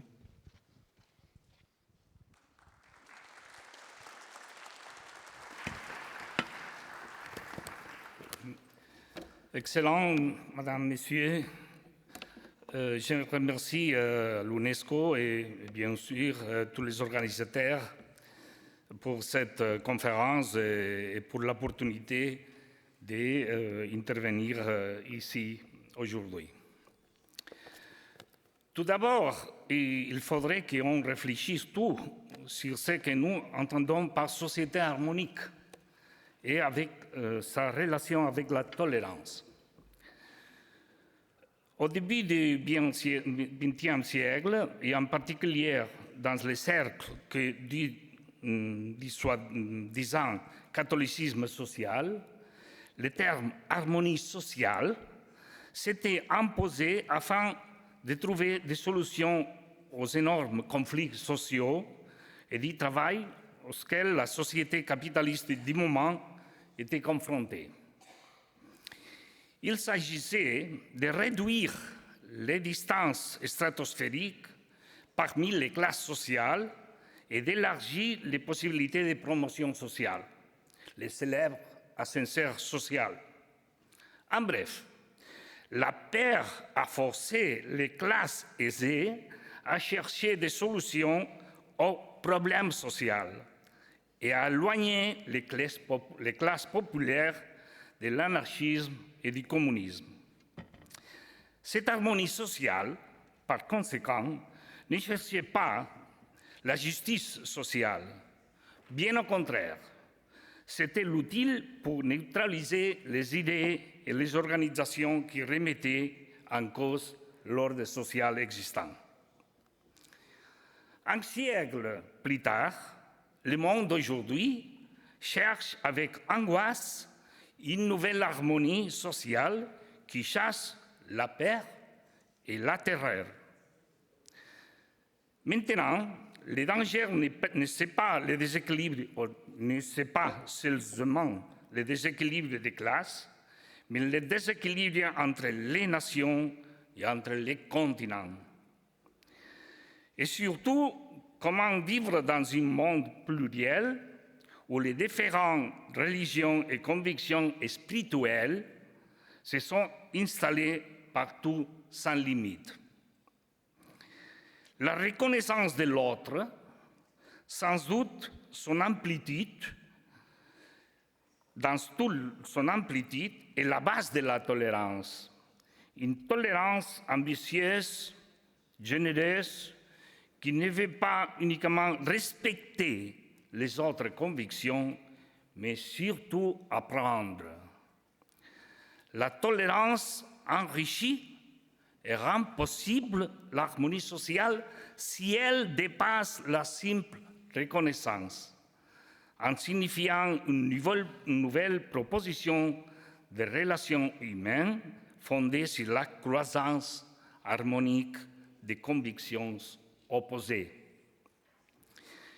Mais dans notre siècle, la tolérance et l'harmonie sociale voyagent dans la même voiture que le refus de la spiritualité et l'éloge d'un laïcisme intolérant. Face aux phénomènes religieux, l'Europe et le monde occidental en général, ils se trouvent dans un carrefour très complexe. D'une part, une société hautement laïque et laïciste qui ignore surtout parmi les gens toutes les cultures et toutes les traditions religieuses, et ça dit, c'est le progrès. Par contre, les récentes vagues migratoires, si bien que les deuxième et troisième générations de migrants, elles présentent un profil et une culture religieuse de grande et profonde intensité, mais qui ne sont pas toujours étayées par une connaissance approfondie de leurs propres croyances religieuses. La conséquence de l'une et de l'autre phénomène est le choc individuel et collectif, soit sous forme d'ignorance par l'autre, soit par l'affectation de phénomènes radicaux inspirés, supposément dans les traditions religieuses.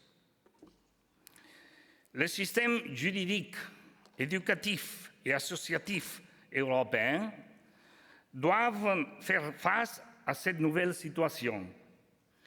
Il faut tout d'abord connaître le niveau de connaissance de la culture religieuse, principalement parmi les trois groupes les plus touchés: les journalistes, les éducateurs et les gens. Historiquement, l'Union européenne est née dans le contexte de l'après-guerre mondiale et dans une société culturellement très homogène dans les années 50. Après 65 ans, la composition culturelle, bien sûr, de l'Europe et du monde occidental, et la culture religieuse et la culture en général est devenue beaucoup plus plurielle, mais aussi plus ignorante du phénomène religieux et finalement beaucoup moins spirituelle. L'analyse de ces phénomènes devrait nous amener à explorer et à proposer une nouvelle culture religieuse prenant en compte ces changements. Cette exploration doit permettre d'harmoniser la recherche d'une nouvelle spiritualité à travers, par exemple, la pratique de la pleine conscience ou d'autres techniques d'application de la neurologie ou de la psychologie clinique. Dans ce sens-là, il sera aussi nécessaire la connaissance classique des cultures religieuses traditionnelles et de ses manifestations artistiques ou liturgiques, afin de promouvoir le respect de toutes les traditions spirituelles et mystiques, qui favorisent la recherche entre les élèves de tout le monde et leurs éducateurs, ainsi que les professionnels des médias et de la culture de la paix. La première génération de citoyens européens provenant des anciennes colonies faisait un grand choix afin de que ses membres fussent reconnus en tant que citoyens de première classe. Cette première génération devait enterrer une grande partie de leurs convictions et de leurs pratiques religieuses et culturelles. Mais la deuxième et la troisième génération ont bien qu'il y a une pratique, ces deux missions ne leur ont conféré le même niveau de citoyenneté, d'égalité pour tous. En plus, l'absence de leur propre culture religieuse les rend incapables de trouver leur propre chemin spirituel. Ces gens européens de troisième génération, désorientés, illettrés dans ses propres traditions, sont la cible parfaite pour les prédicateurs sans scrupules qui souhaitaient l'utiliser pour les déformer l'idée d'une djihad. Je vous propose d'analyser un exemple très récent de l'année passée, l'attentat de Barcelone et de Cambrils, en Catalogne. Analysons maintenant un cas spécifique dans le cadre de ces phénomènes que nous devrons maintenant décrire. Les attaques perpétrées il y a un an à Barcelone et à Cambrils, en Catalogne, ont été commises par jeunes Catalans d'origine maghrébine. Regardez-nous son profil. Ce sont des gens bien formés à l'école publique, parfaitement intégrés dans ce milieu semi-rural à l'intérieur de la Catalogne. Ne c'est pas un banlieue urbaine, c'est des petites villes au cœur de la Catalogne. C'est des bons élèves, des bons gars, des bons citoyens. Mais en quelques mois, pas beaucoup, ils disparaissent de leur milieu social et se radicalisent, tout en supposant que le djihad consiste en tuer sans discrimination leurs concitoyens. Qu'est-ce que c'est qu'ils passaient en se pétant par la tête de ces bons gens catalans? La réponse est très complexe. D'un côté, on pourrait parler de la figure qui radicalise. En ce cas, un imam qui était à la fois, on dit, confident du service secret espagnol et de qui la police de la Catalogne n'a pas été alertée de son activité criminelle. Dans ce sens, on se réfère toujours au contrôle de la sécurité, toujours la sécurité et le contrôle policier.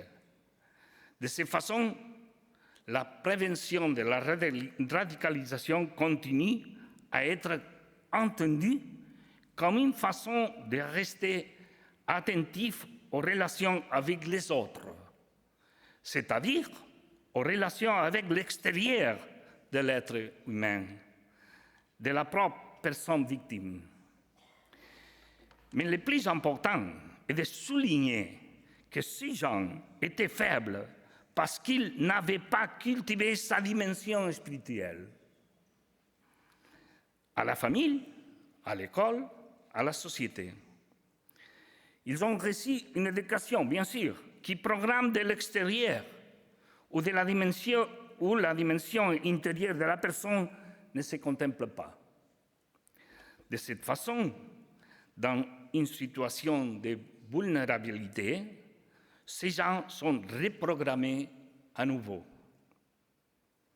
C'est un drame.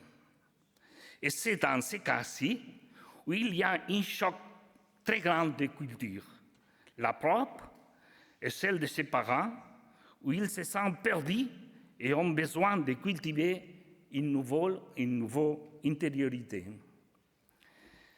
La promesse, la false promesse du recruteur est claire. Reconstituer la perte des valeurs religieuses que la famille, l'école et la société leur ont refusées. Et surtout, leur donner à la vie un sens qui va plus loin du monde matériel et du monde physique. Bien sûr, il s'agissait de fausses valeurs religieuses, nous le savons, mais que sous la direction d'un fou devient un danger terrible. Le résultat, vous le savez, des dizaines de morts, des blessés innocents, presque tous les gens radicalisés, et l'imam mort aussi, et surtout une société frappée et effrayée. Une société qui encore aujourd'hui se demande comment ça arrive aux terroristes depuis un village harmonieux et tranquille de l'intérieur de la Catalogne. Comme indiqué, à mon avis, l'outil indispensable pour la base d'une société tolérante et en harmonie sociale passe par cultiver la dimension spirituelle de l'être humain. Ce sont les communautés éducatives surtout, les centres d'éducation, la famille, les étudiants, les élèves, qui ont la responsabilité de les faire possible. Et aussi, bien sûr, les autorités, l'administration publique. Renforcer l'individu de l'intérieur renforcera la société dans toute sa globalité.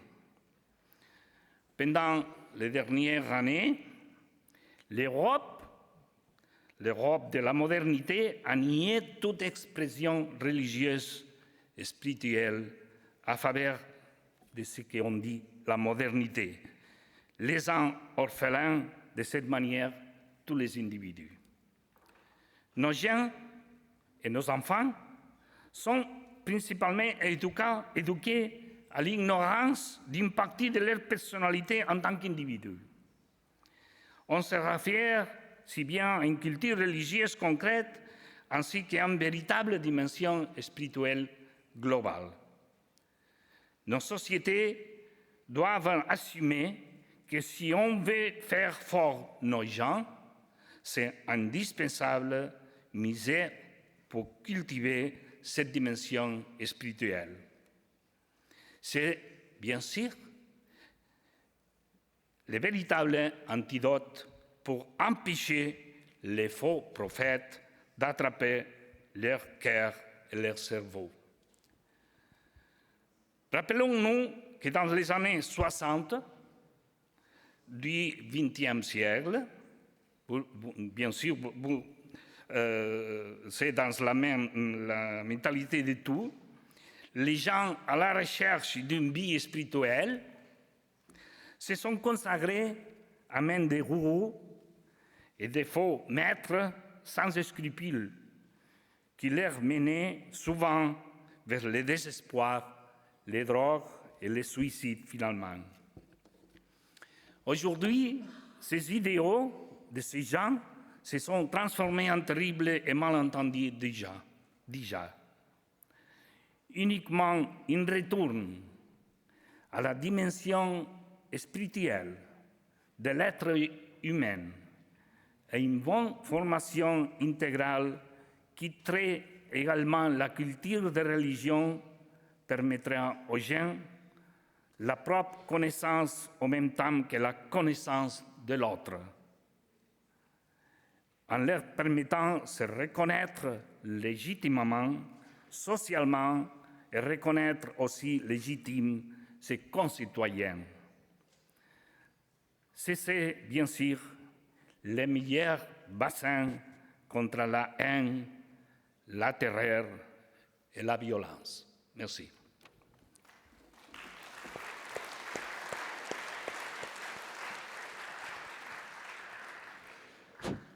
Merci, professeur Serret, pour cette intervention très profonde, j'ai trouvé, et qui donne une bonne explication des origines du terrorisme en Europe, pas seulement en Espagne, mais en Europe, probablement en général, et aussi qui a donné aussi fait une proposition comment éviter ce phénomène dans le futur par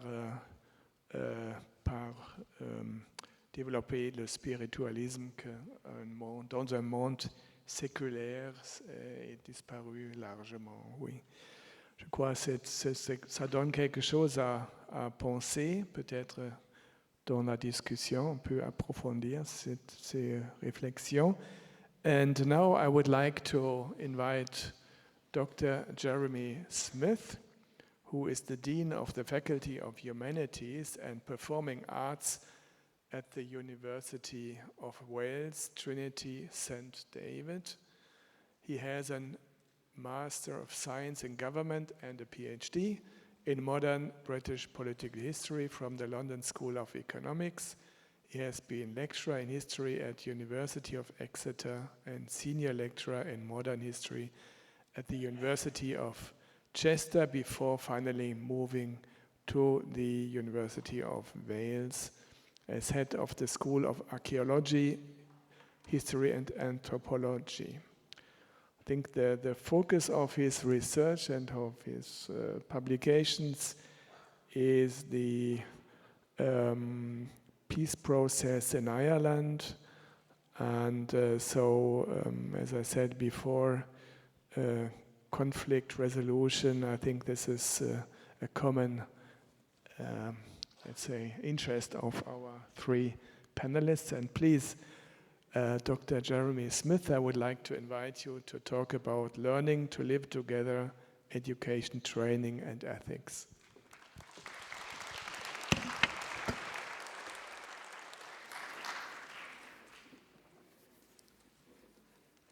Venerables, ambassadors, distinguished guests and friends. Can I first of all thank the organisers of this conference for the opportunity to come and speak at UNESCO. Can I also thank the previous speakers and panellists for what up to now has been a very interesting and important conference. I'd like to speak on education ethics. Establishing and sustaining social harmony is no easy thing, and one suspects if we look at large parts of the world today, it's probably getting harder.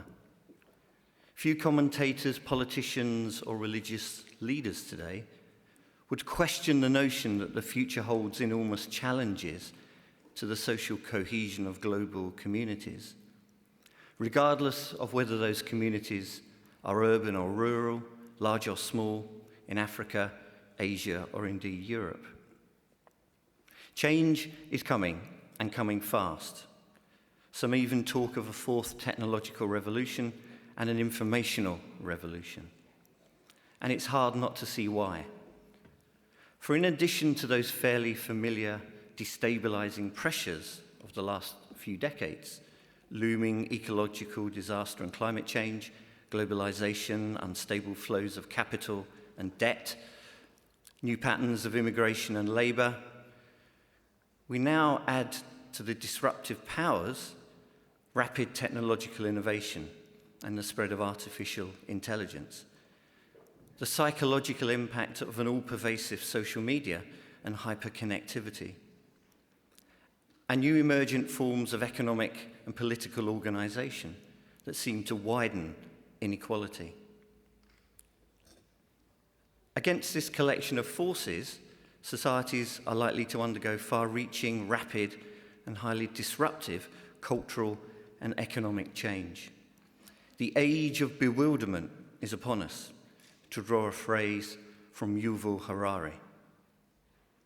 And all the more so if the rate of change within society is itself exponentially getting faster. The law of accelerating returns, or Moore's law, and seen most clearly in the field of technology and computing, might suggest the level and rate of social impact could be much deeper and more profound.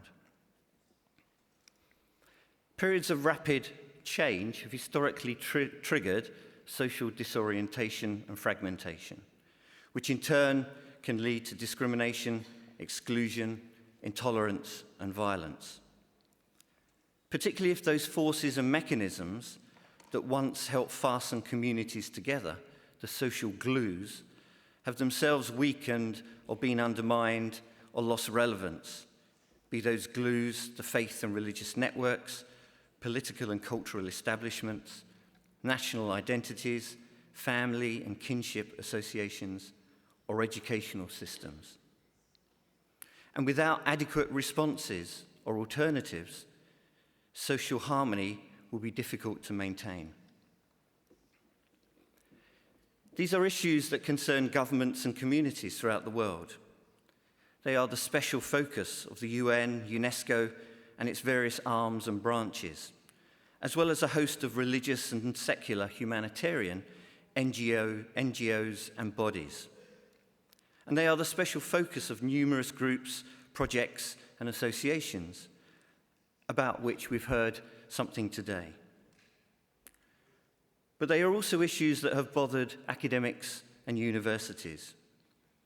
And here I'd like to draw reference to the renowned German theologian, Professor Hans Küng, who, in searching for a broad response to what he called, quote, the constellation of catastrophic economic, social, and ecological developments, made a bold demand that only a common and universally accepted world ethical value system would suffice if, quote, humankind is to survive on Earth. We might note here as well that earlier this afternoon, His Excellency Mr. Jalali similarly spoke of a common ethic. For Küng, a common global ethical platform that could underpin and reimagine political, economic, and technological developments, not to resist them, and an agreed ethical platform that would realize in practice a shared belief in basic human rights, lessening the gap between rich and poor, addressing ecological disaster, a holistic view of the world and human beings, the avoidance of war, and instilling tolerance, generosity, and compassion. Küng offers a stark choice: develop a practical and common world ethic, or face collective world catastrophe. And whilst few might disagree with Küng's menu for what this system might be composed of, they might question the practical establishment of it. How does one get from theory to practice in the creation of a world ethic without provoking perhaps even greater social disharmony? What Küng was espousing was the big vision stuff and grand ideological and theological leaps. But he was offering a clarion call to different religious and faith communities to step up to the mark and take a leading role, to work towards deepening and spreading interfaith dialogue and intercultural engagement and education as practical steps towards building a functioning world ethic, as he wrote in his 1990 book, Global Responsibility, quote, "No human life together without a world ethic for nations. No peace amongst nations without peace amongst religions.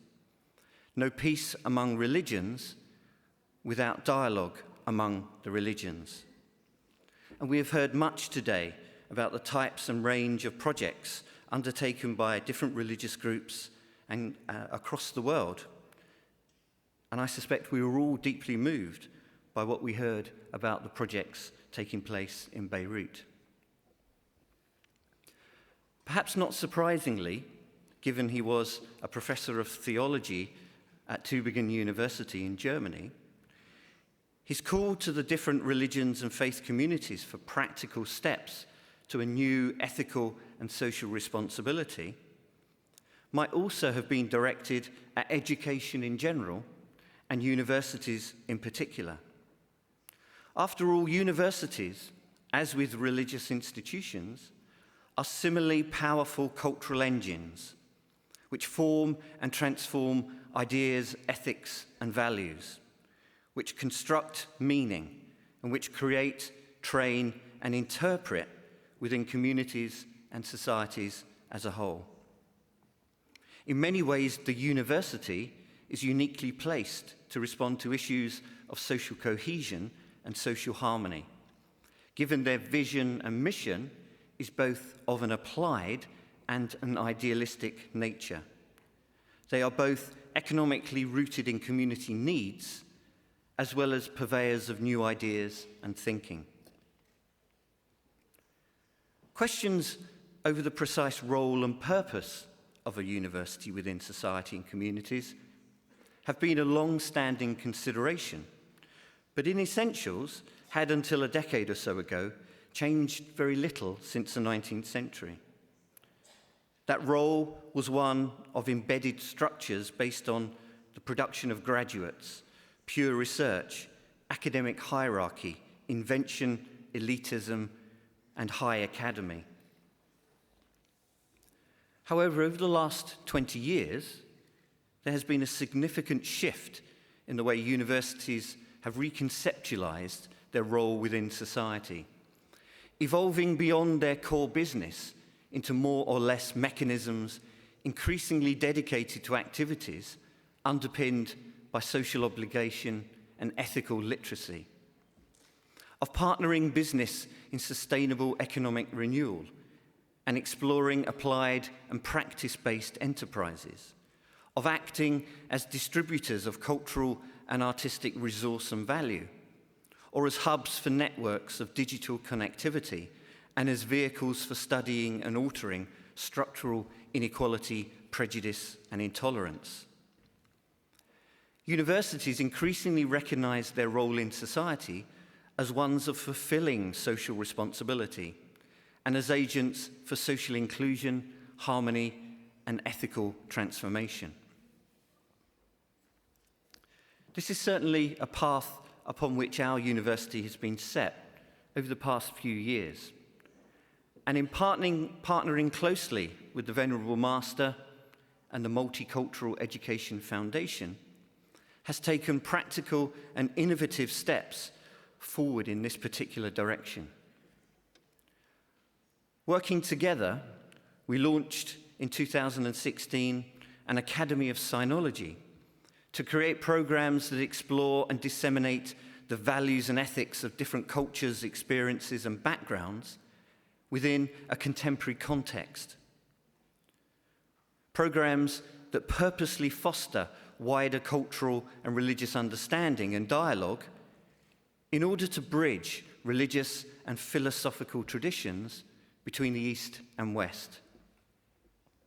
And once trained through the academy, students take this knowledge back into communities, schools, to help in the practical mission of educating for peace and understanding through dialogue and awareness.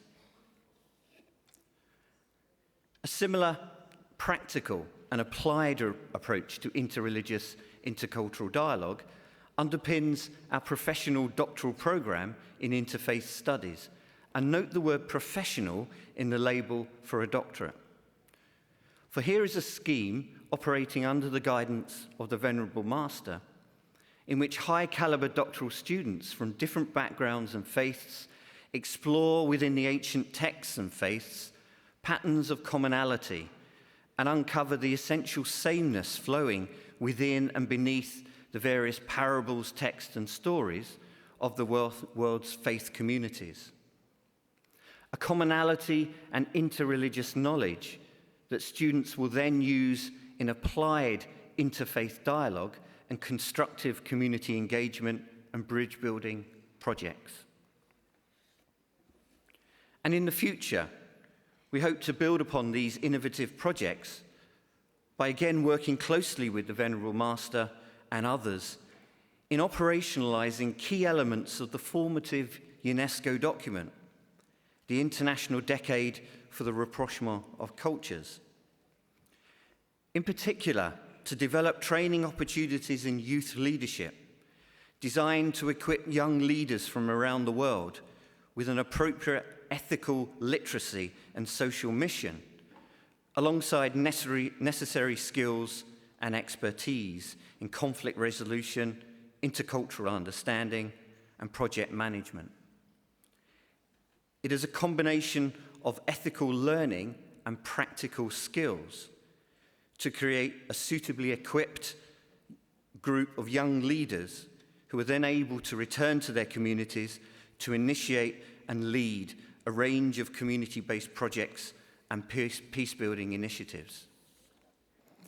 After all, as has been said on a number of times today, it is only through the young that social transformation and harmony will come. So it is upon us in educational institutions to give them the right skills and ethical framework to undertake this role. Universities then, far from their fairly privileged position within societies, have a clear responsibility to develop an active and practical role to play in the construction and maintenance of social cohesion. Universities should be looking in the future to mobilize their considerable resources, be they cultural, economic, or policy influencing, in pursuit of an ethical framework for practical application of interfaith, intercultural dialogue. And through a focused ethical education in intercultural and interreligious understanding, married to schemes for developing practical skills, universities will be able to offer constructive responses to the modern tensions found in communities and in combating social fragmentation. Thank you.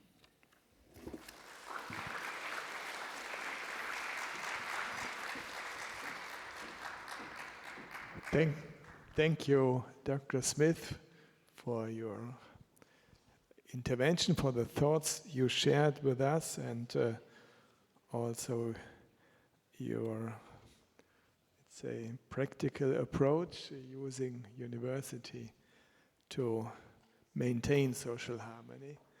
And also found interesting your reference to the German theologue Hans Küng, who did teach theology together with the former Pope Benedict in Tübingen in Germany, and who later went into different directions, but I think they still talk to each other and on a very high intellectual level. Anyway, thank you for your contribution, and now as last panelist, I would like to invite His Excellency Mr. Agron Budjaku, former ambassador of the Republic of Macedonia to UNESCO and also in France, to take the floor. Dr. Budjaku was ambassador from 2011 to 2015, so we spent some time together here, and I still remember a trip to Oman, which is a country of tolerance and of interreligious dialogue. and we could learn this during our trip. Also, Dr. Budjaku is in a way concerned with conflict resolution. He is representing the Albanian minority in the government of his country, 26%. It's not a small minority, and there are historically frictions between majority and minority, but he is anyway constructively representing and trying to overcome these conflicts. And he's now director of a crisis management institution of the government. So he, with the full support and being in the government, he's doing this wonderful job. Please, Dr. Budjaku. So you.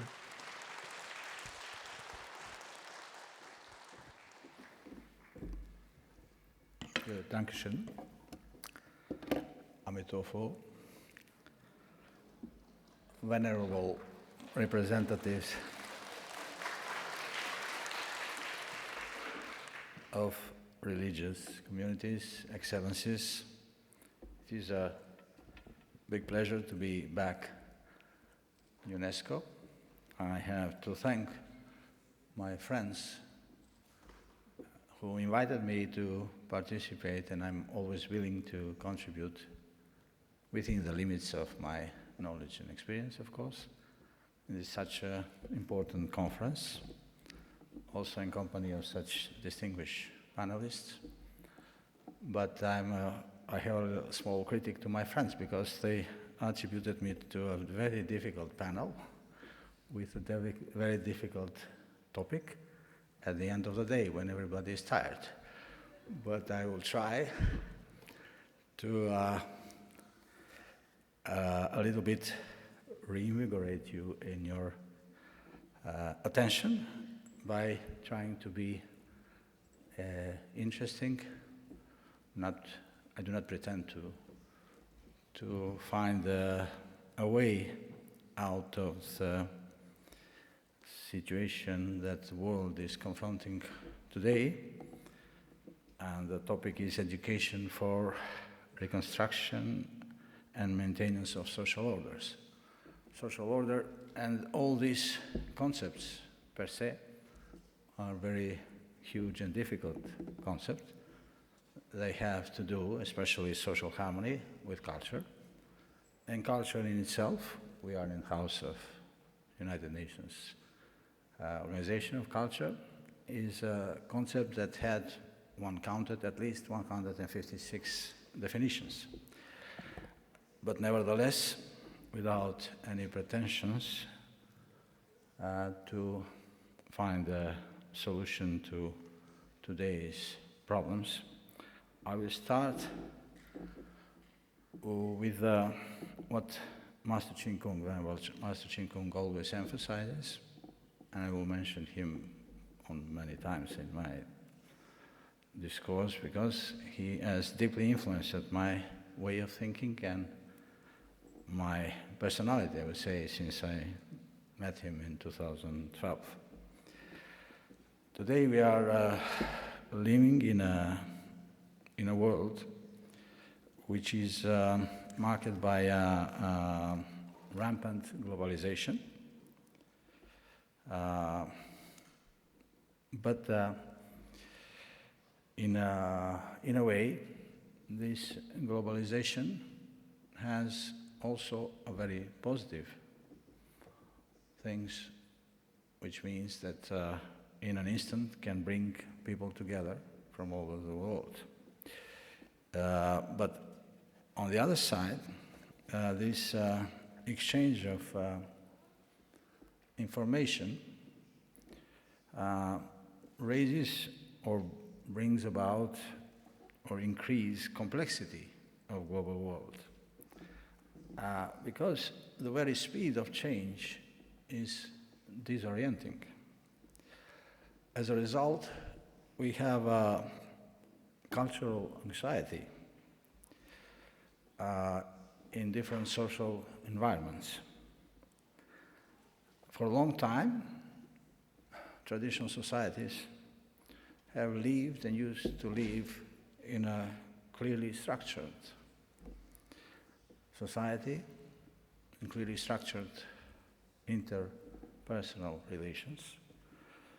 And now, as the distinguished ambassador, former moderator of, the moderator of the former panel, Mr. Jalal, His Excellency, Ambassador of Iran, has mentioned, we are now, overall in the world, in a way taught by different media and pushed towards a thinking or approach of human history and development as linear one, meaning towards progress, advancement, measurement of GDP, and in all the news all over the world, there are always results of the trade exchange and the GDP,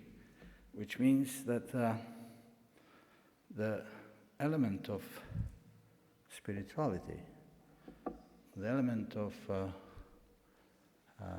well-being is missing, which brings about a result which are not so bright and which are predicted by a book that Master Ching Kung and Pure Land Association presented to me as a gift in 2012, which is called The Governing Principles of Ancient China. In these principles, which is now 3 volumes already published, in a saying of Chang Yan, is explained that social trends have their origins and social customs have their roots. If we despise the branches, then we should sever the root. If we detest a dirty river, we must block it off at its source. It's a very wise saying, but nowadays, the source of different social customs and attitudes is not local. So the inter-reaction of different cultures brings about the bad customs, the ugly reactions, that is very difficult to deal with because they are not local.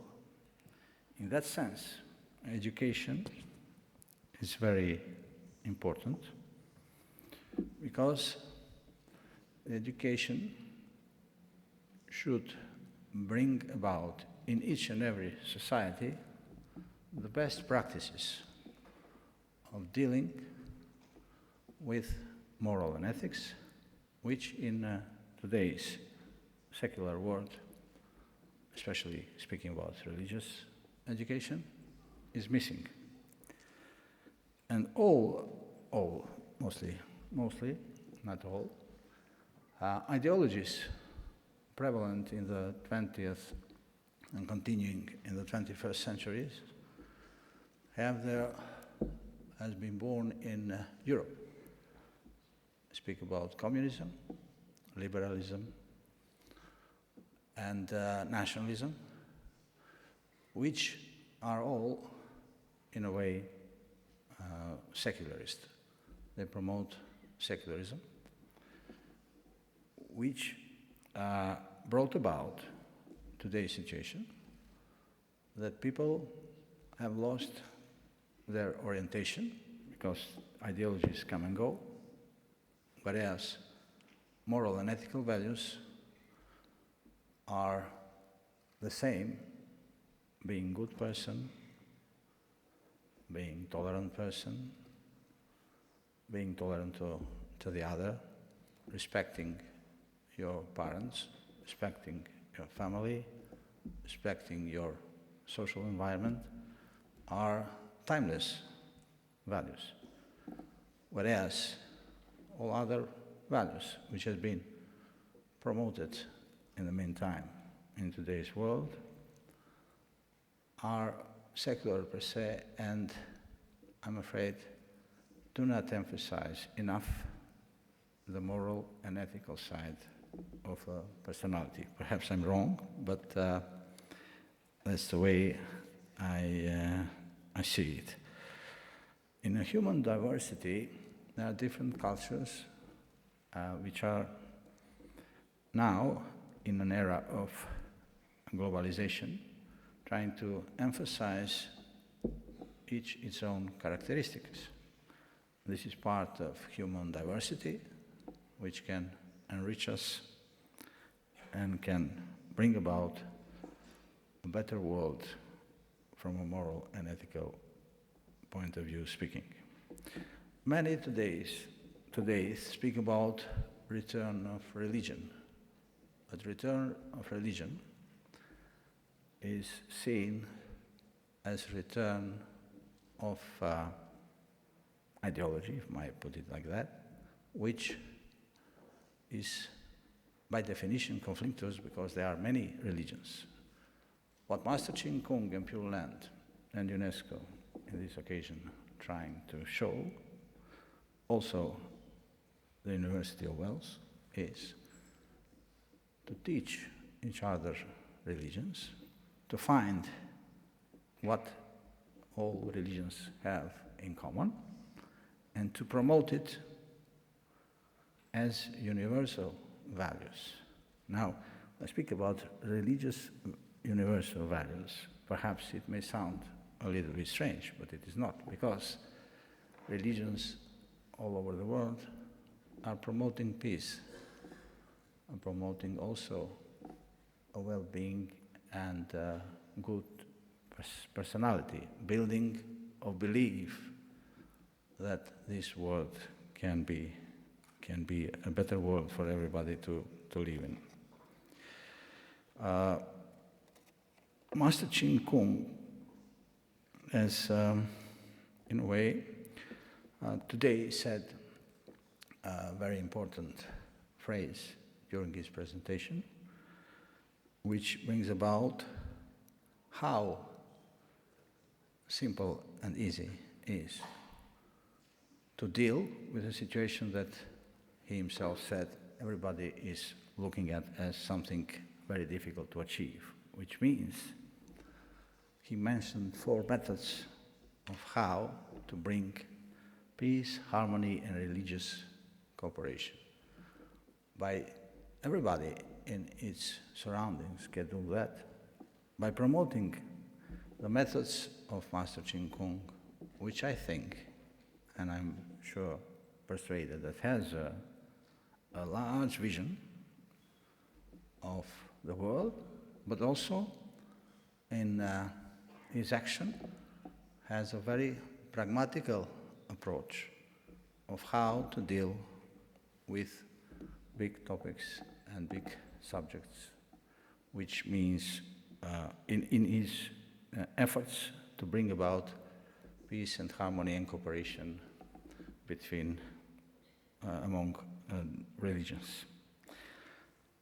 I have not, I met many times Master Chin Kung, but I have never asked him why Victorian or why Wales, Great Britain, had been chosen for this university. But I think that there's a lot returning back to education. There is a lot of similarity between 2 great civilizations and cultures, which are in a way dominating today's world, which means Britons or Anglo-Saxons culture and civilization, and Chinese civilization. In a way that some values and the way they educate the elites from Victorian era or Confucian education emphasizing the gentleman, or correct me if my Chinese, I don't speak Chinese, is wrong, Junsi, a gentleman, good benevolent person. That means by educating the leaders, gentlemen, in good behavior vis-a-vis their people, by, in a way, ritualizing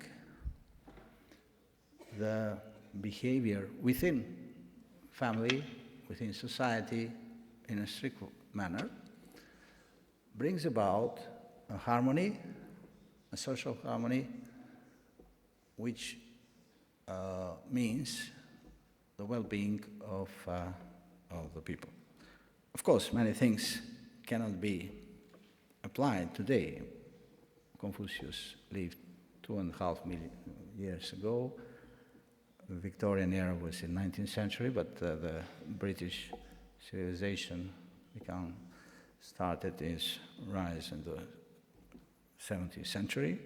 Nevertheless, as I mentioned, universal values are universal because they are timeless.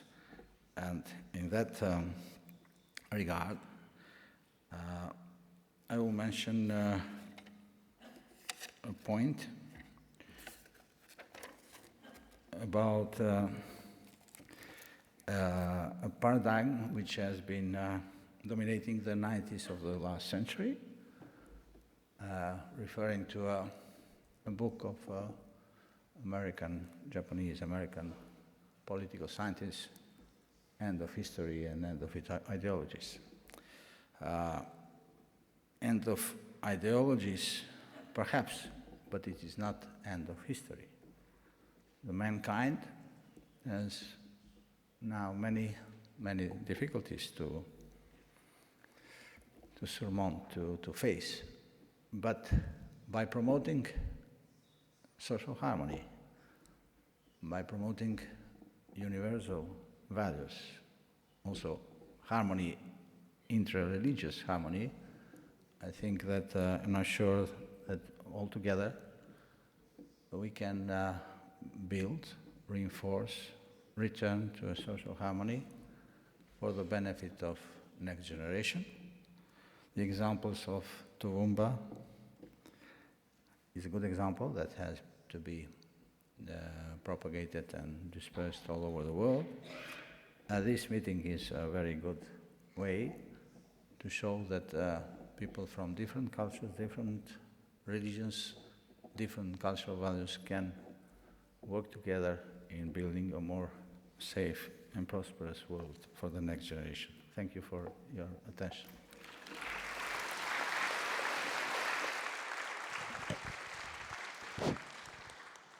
Thank you, Dr. Budjaku, for your intervention and the thoughts you have shared with us. Well, I think we have still a little bit of time, and I would like, well, first of all, I would like to ask whether anybody of you, I mean, we are here on the panel, whether you want to react to among you yourselves, whether you have any comment, or if not, we go directly to the audience and ask for questions and answers.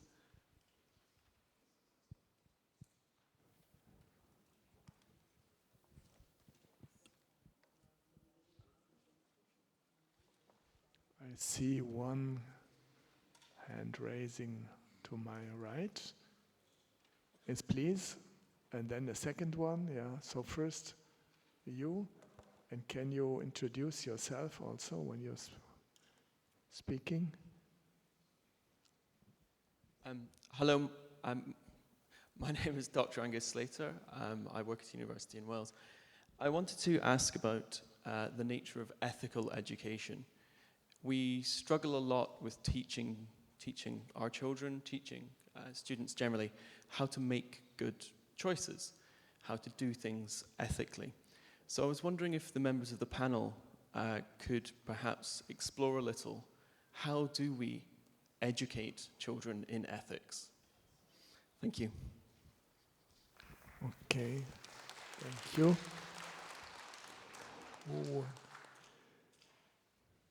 Who would like to answer you, Dr. Jeremy Smith? Thank you. Since he's come from the same institution as me, I'll answer his question. I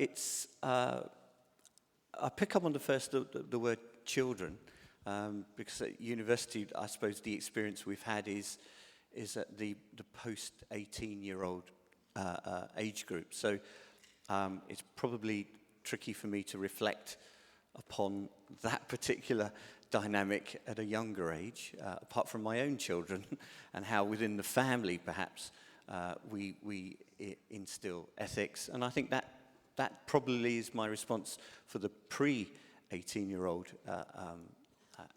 foundation of ethical values,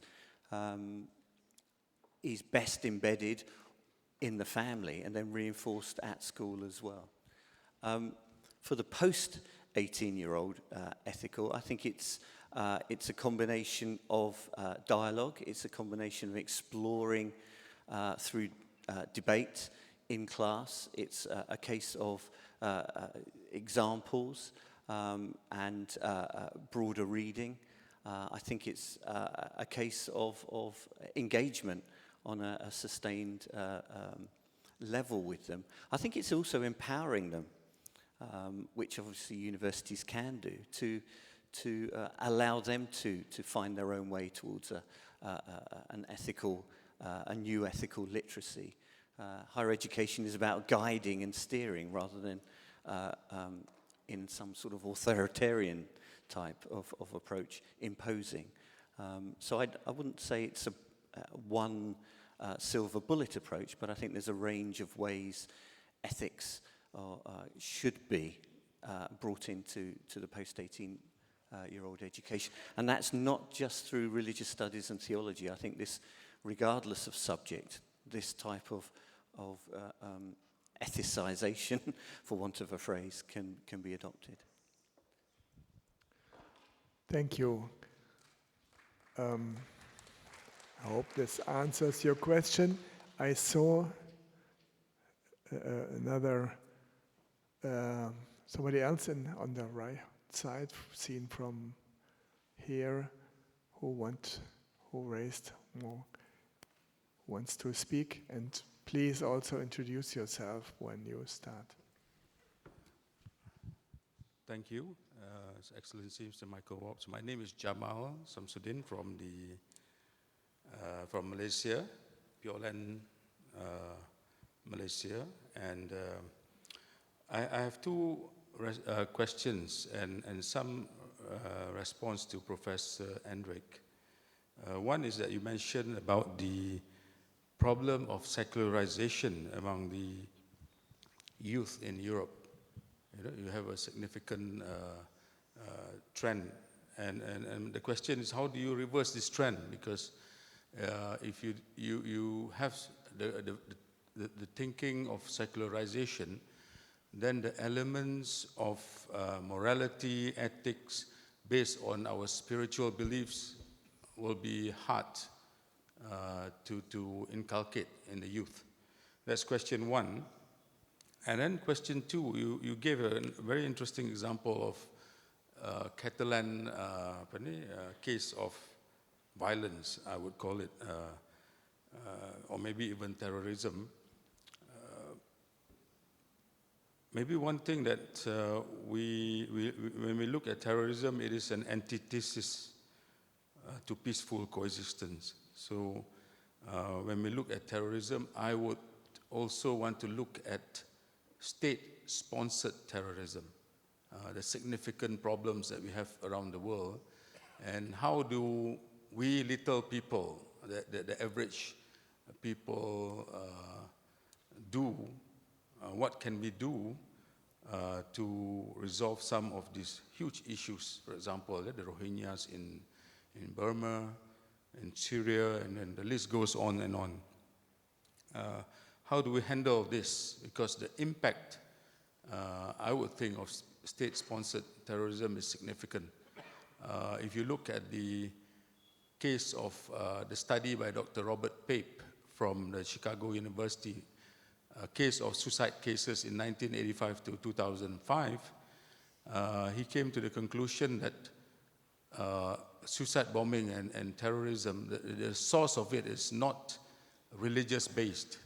It is more based on the fight for their survival, their dignity, their economy, their country, and so on. So that is one interesting case that we can look at, a study that we can look at. And how do we handle these issues, if you have any ideas? Thank you. Thank you for two important questions, interesting questions, and I would like to invite Professor Olivé Serret to Oui, answer. à mon avis, c'est très important, les plus petits de la classe, de l'école, de les éduquer dans la spiritualité. Pas seulement la culture religieuse, que c'est très important, bien sûr, mais surtout dans la spiritualité et surtout dans les plus petits. En Catalogne, il y a des expériences très intéressantes en ce sens. Il y a moi qui fais des expériences avec la spiritualité, avec les plus petits, de 4-5 ans à l'école.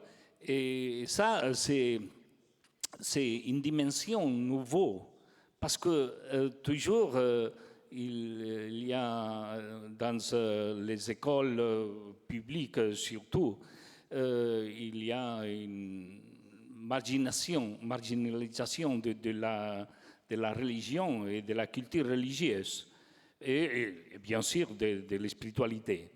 Et à mon avis, ça c'est terrible.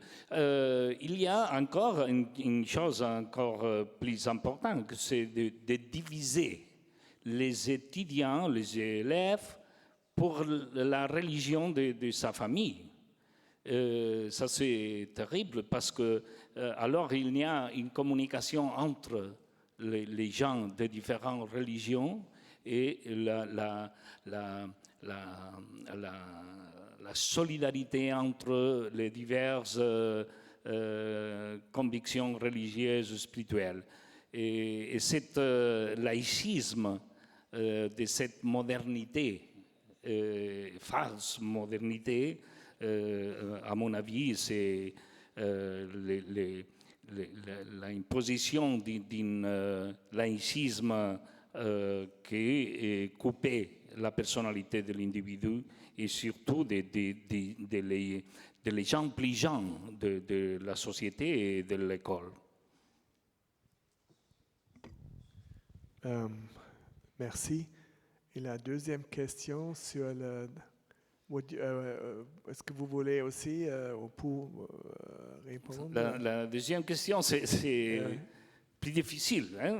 Bien sûr, il y a le terrorisme d'État, il y a le terrorisme social. Au XIXe siècle, c'est les anarchismes qui fait la violence sociale, les attentats, etc. Non? À Paris, surtout, oui, à Barcelone, à tout le monde. Et ça, c'est un phénomène historique de toujours, mais aussi le terrorisme d'État. Mais le terrorisme qu'on peut dire, à mon avis, ne c'est pas exact, mais on peut dire religieux, n'existe pas. Ce n'est pas un terrorisme religieux. En tout cas, c'est un terrorisme idéologique, de l'idéologie religieuse, pas religieuse.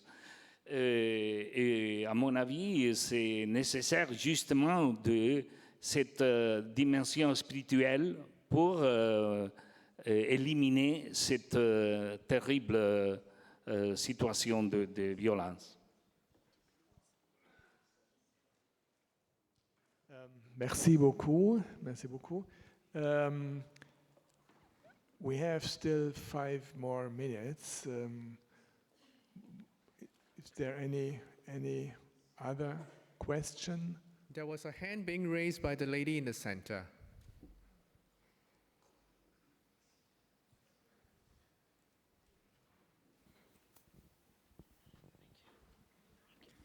Oui, bonsoir à vous. Merci pour vos présentations respectives. Je m'appelle Jeanne Benjiraï. Moi, ma question, bon, je pense que vous y avez peut-être un peu répondu, professeur Enric Olivé Serret. C'était, alors, je partage votre point de vue sur le fait de la nécessité d'instaurer une éducation spirituelle pour pallier à la crise d'idéalité que rencontrent nos sociétés. Seulement, la question que je me pose, c'est dans quelle mesure est-ce qu'on peut développer, mettre en œuvre une telle éducation dans un monde dominé par l'idéologie néolibérale? Bonne question, et encore une fois, j'invite le professeur Serret. Est-ce qu'on peut rester ici jusqu'à minuit? Parce que c'est vrai, c'est l'État libéral qu'on dit, comme vous avez dit, c'est plus important les pipes que la spiritualité. Qu'est-ce que c'est la spiritualité? C'est une chose rare, non? Là, c'est pour les moines, c'est pour les prêtres. Mais ce n'est pas la religion seulement, c'est une dimension plus profonde, plus difficile d'éduquer. Mais il faut transmettre cette nécessité de trouver une dimension spirituelle à notre vie. Et ça, c'est important de faire dans la société plus vulnérable, plus sensible que c'est les gens, les plus petits de la société. Mais c'est l'État, c'est les autorités qui doivent faire quelque chose en ce sens. Et je pense que je connais l'Espagne et la Catalogne, bien sûr la France, la laïcité de la France, la laïcité de la Catalogne et de l'Espagne. Et il n'y a pas de dimension spirituelle dans l'école. Et à mon avis, c'est très important pour le futur de notre société, ça. Et si les autorités ne cherchent pas une voie pour cette spiritualité à l'école, je pense qu'il y aura un sérieux problème dans notre société au futur. Merci beaucoup. Je crois que votre avis est assez clair et je pense bien entendu, c'est une position très nette et claire. Et avec ça, je crois qu'il faut arrêter pour aujourd'hui. And I thank the three panelists. I thank the audience for patience and attention. And I thank the organizers for having made this panel possible. Thank you very much. Thank you very much to all our panel. May we invite the panelists for the group photo on stage.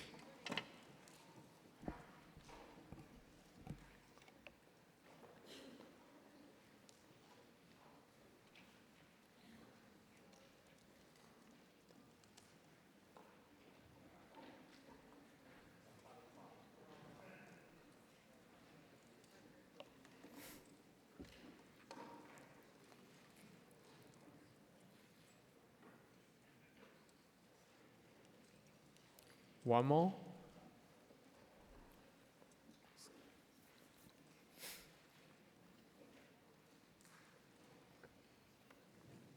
Thank you very much. Once again, a round of applause to our panelists.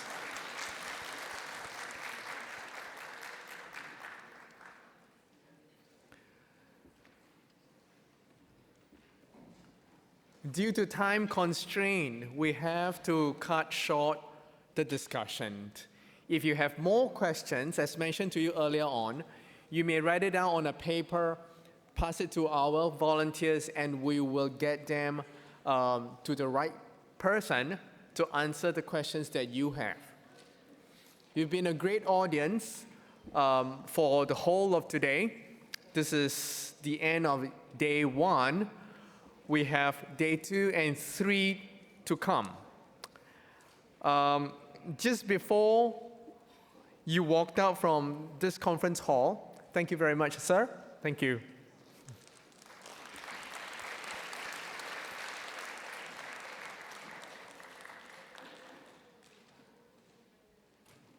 Thank you.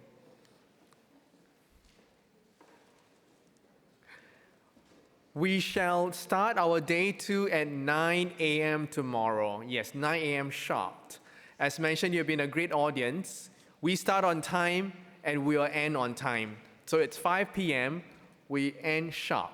So tomorrow, 9 a.m., door shall open, and then we will kickstart our day 2 of our discussion. It will be a presentation by the Toowoomba group. May I show a hands of the Toowoomba group? Yeah, all right. So they will be up next first thing in the morning tomorrow. Thank you very much for your participation, and we'll see you tomorrow morning. Thank you. Amitofo.